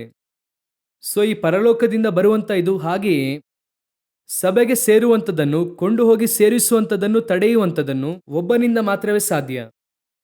ನಿಮ್ಮ ಮನೆಯಲ್ಲಿ ನೀರು ಬರುತ್ತಾ ಇದೆಯಾ? ಟ್ಯಾಪಲ್ಲಿ ಬರುತ್ತಾ ಇದೆಯಾ? ಆ ನೀರು ಫಸ್ಟ್ ಎಲ್ಲಿಂದ ಬರುತ್ತದೆ? ಮಳೆಯಾಗಿ ಸುರಿಯುತ್ತದೆ. ಆ ಮಳೆಯಾಗಿ ಸುರಿದದ್ದು ನದಿಯಾಗಿ ಮಾರ್ಪಟ್ಟು ಊರೊಳಗೆ ಬಂದು ನಿಲ್ಲುತ್ತದೆ, ಒಂದು ಏರಿಯೊಳಗೆ. ಆ ಏರಿಯಲ್ಲಿ ಇರುವಂಥದ್ದನ್ನು ಪಂಪ್ ಮಾಡಿ ಎಲ್ಲಿಗೆ ತರುತ್ತಾರೆ? ನಮ್ಮ ಮನೆಯಲ್ಲಿರುವಂಥ ಟ್ಯಾಂಕಿಗೆ ತರುತ್ತಾರೆ. ಟ್ಯಾಂಕ್ನಿಂದ ಎಲ್ಲಿ ಬರುತ್ತದೆ? ಮನೆಯೊಳಗೆ ಬರುತ್ತದೆ. ಈಗ ನೀರಿಡಿಯುವುದಕ್ಕಾಗಿ ಕೊಡ ಇಟ್ಟಿದ್ದೀರಾ, ನೀರು ಬರಲಿಲ್ಲ. ಏನು ಕಾರಣ? ಟ್ಯಾಂಕಿಂದ ಮನೆಗೆ ಬರುವಂಥ ಪೈಪು ಅದು ಕೊಳೆಯಾಗಿದ್ದರೂ, ಕಸ ಸಿಲುಕಿಕೊಂಡಿದ್ದರೂ, ಟ್ಯಾಂಕು ಮುಚ್ಚಲ್ಪಟ್ಟಿದ್ದರೂ, ಪರಲೋಕ ಆಕಾಶದಿಂದ ಬಂದಂಥ ನೀರು ನಿಮ್ಮ ಕೊಡದೊಳಗೆ ಬರುವುದಿಲ್ಲ. ಆದರೆ ಅಲ್ಲಿಂದ ನಿಮ್ಮ ಮನೆಯ ತನಕ ಬಂತು, ಆದರೆ ನಿಮಗೆ ಬಂದು ಸೇರುವುದಿಲ್ಲ. ಇದೇ ವಿಷಯವೇ ವಾಕ್ಯವು ಕೂಡ. ಪರಲೋಕದಿಂದ ವಾಕ್ಯ ಬಂತು, ಆದರೆ ನಿಮಗೆ ಬಂದು ಸೇರುವುದು ಸೇರದೇ ಇರುವಂಥದ್ದು ಈ ಪುಲ್ಪಿಟ್ ಮೇಲೆ ನಿಂತಿರುವಂಥವರ ಮೇಲೆ ಇದೆ. ಅದು ನಿಮ್ಮ ಕೈಯಲ್ಲೇ ಇದೆ. ನೀವು ಕೂಡ ಒಂದು ದಿನ ಇಲ್ಲಿ ನಿಲ್ಲುತ್ತೀರಾ. ನಿಮಗೆ ಒಂದು ತೀರ್ಮಾನ ಇರಬೇಕು. ಈ ಸ್ಥಳಕ್ಕೆ ನಾನು ಏರಿದೆ ಅಂದರೆ ನನ್ನ ಆಲೋಚನೆಗಳನ್ನೆಲ್ಲ ಕೆಳಗೆ ಇಟ್ಟೇ ಬರಬೇಕು.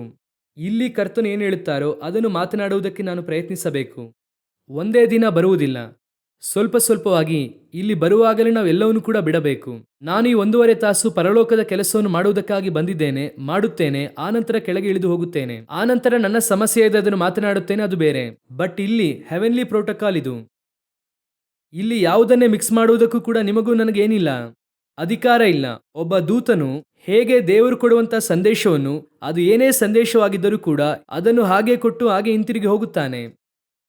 ಶುಭ ಸಂದೇಶ ಅಂದ್ರೆ ಶುಭ ಸಂದೇಶ, ಸತ್ಯ ಸಂದೇಶ ಅಂದ್ರೆ ಸತ್ಯ ಸಂದೇಶ, ಎಚ್ಚರಿಕೆ ಅಂದ್ರೆ ಎಚ್ಚರಿಕೆ, ಅಷ್ಟೇನೆ. ಕೊಟ್ಟಿದ್ದಾಯ್ತು, ನನ್ನ ಕೆಲಸ ಮುಗಿಯಿತು. ಅದರಲ್ಲಿರುವಂಥ ಒಳ್ಳೆಯದು ಕೆಟ್ಟದ್ದು ನಿನಗೂ ದೇವರಿಗೂ ಬಿಟ್ಟದ್ದು. ನಾನು ಒಬ್ಬ ಚಾನಲ್ ಅಷ್ಟೇನೆ. ಇದರಲ್ಲಿ ನನ್ನ ಕಾರ್ಯವನ್ನು ಮಿಕ್ಸ್ ಮಾಡುವುದಕ್ಕೆ ನನಗೆ ಯಾವುದೇ ಅಧಿಕಾರ ಇಲ್ಲ. ನಾವು ದೇವದೂತರಂತೆ ಕರೆಯಲ್ಪಟ್ಟವರು. ಅದು ಸ್ತುತಿಯಾಗಿರಲಿ, ಮೆಸೇಜ್, ಮೆಸೆಂಜರ್, ಸಂದೇಶವಾಗಿರಲಿ, ಈ ಎರಡು. ಒಬ್ಬ ದೂತನು ಯಾವ ಕ್ವಾಲಿಟಿಯಲ್ಲಿದ್ದಾನೋ ಅದೇ ಕ್ವಾಲಿಟಿಯಲ್ಲಿ ಇರಬೇಕೆಂಬುದಾಗಿ ನೀವು ನಾನು ಕರೆಯಲ್ಪಟ್ಟಿದ್ದೇವೆ. ಮೂರನೇದಾಗಿ ಒಂದಿದೆ, ವಾರಿಯರ್ಸ್ ಎಂಬುದಾಗಿ. ಒಂದು ಯುದ್ಧ ಮಾಡುವಂಥ ಒಬ್ಬ ದೂತನು, ಮಿಕಾಯೇಲ್. ಬೈಬಲ್ನಲ್ಲಿದೆ ಗ್ಯಾಬ್ರಿಯಲ್ ಎಂಬುದಾಗಿ ಇರುತ್ತದೆ, ಮಿಕಾಯೇಲ್, ಕೇರೂಬ್ ಎಂಬುದಾಗಿ ಇರುತ್ತದೆ. ಅವರು ಯುದ್ಧ ಮಾಡುವುದಕ್ಕೆ ಏನು ಪ್ರೋಟೋಕಾಲ್ ಇಟ್ಟುಕೊಂಡಿದ್ದಾರೆ ಎಂಬುದಾಗಿ ನೋಡಿರಿ.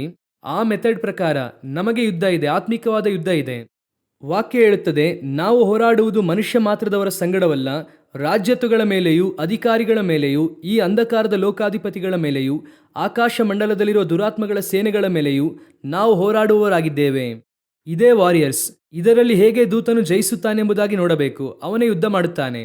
ಅದೇ ರೀತಿಯಾಗಿಯೇ ನೀವು ನಾನು ಯುದ್ಧ ಮಾಡಬೇಕಾಗಿದೆ.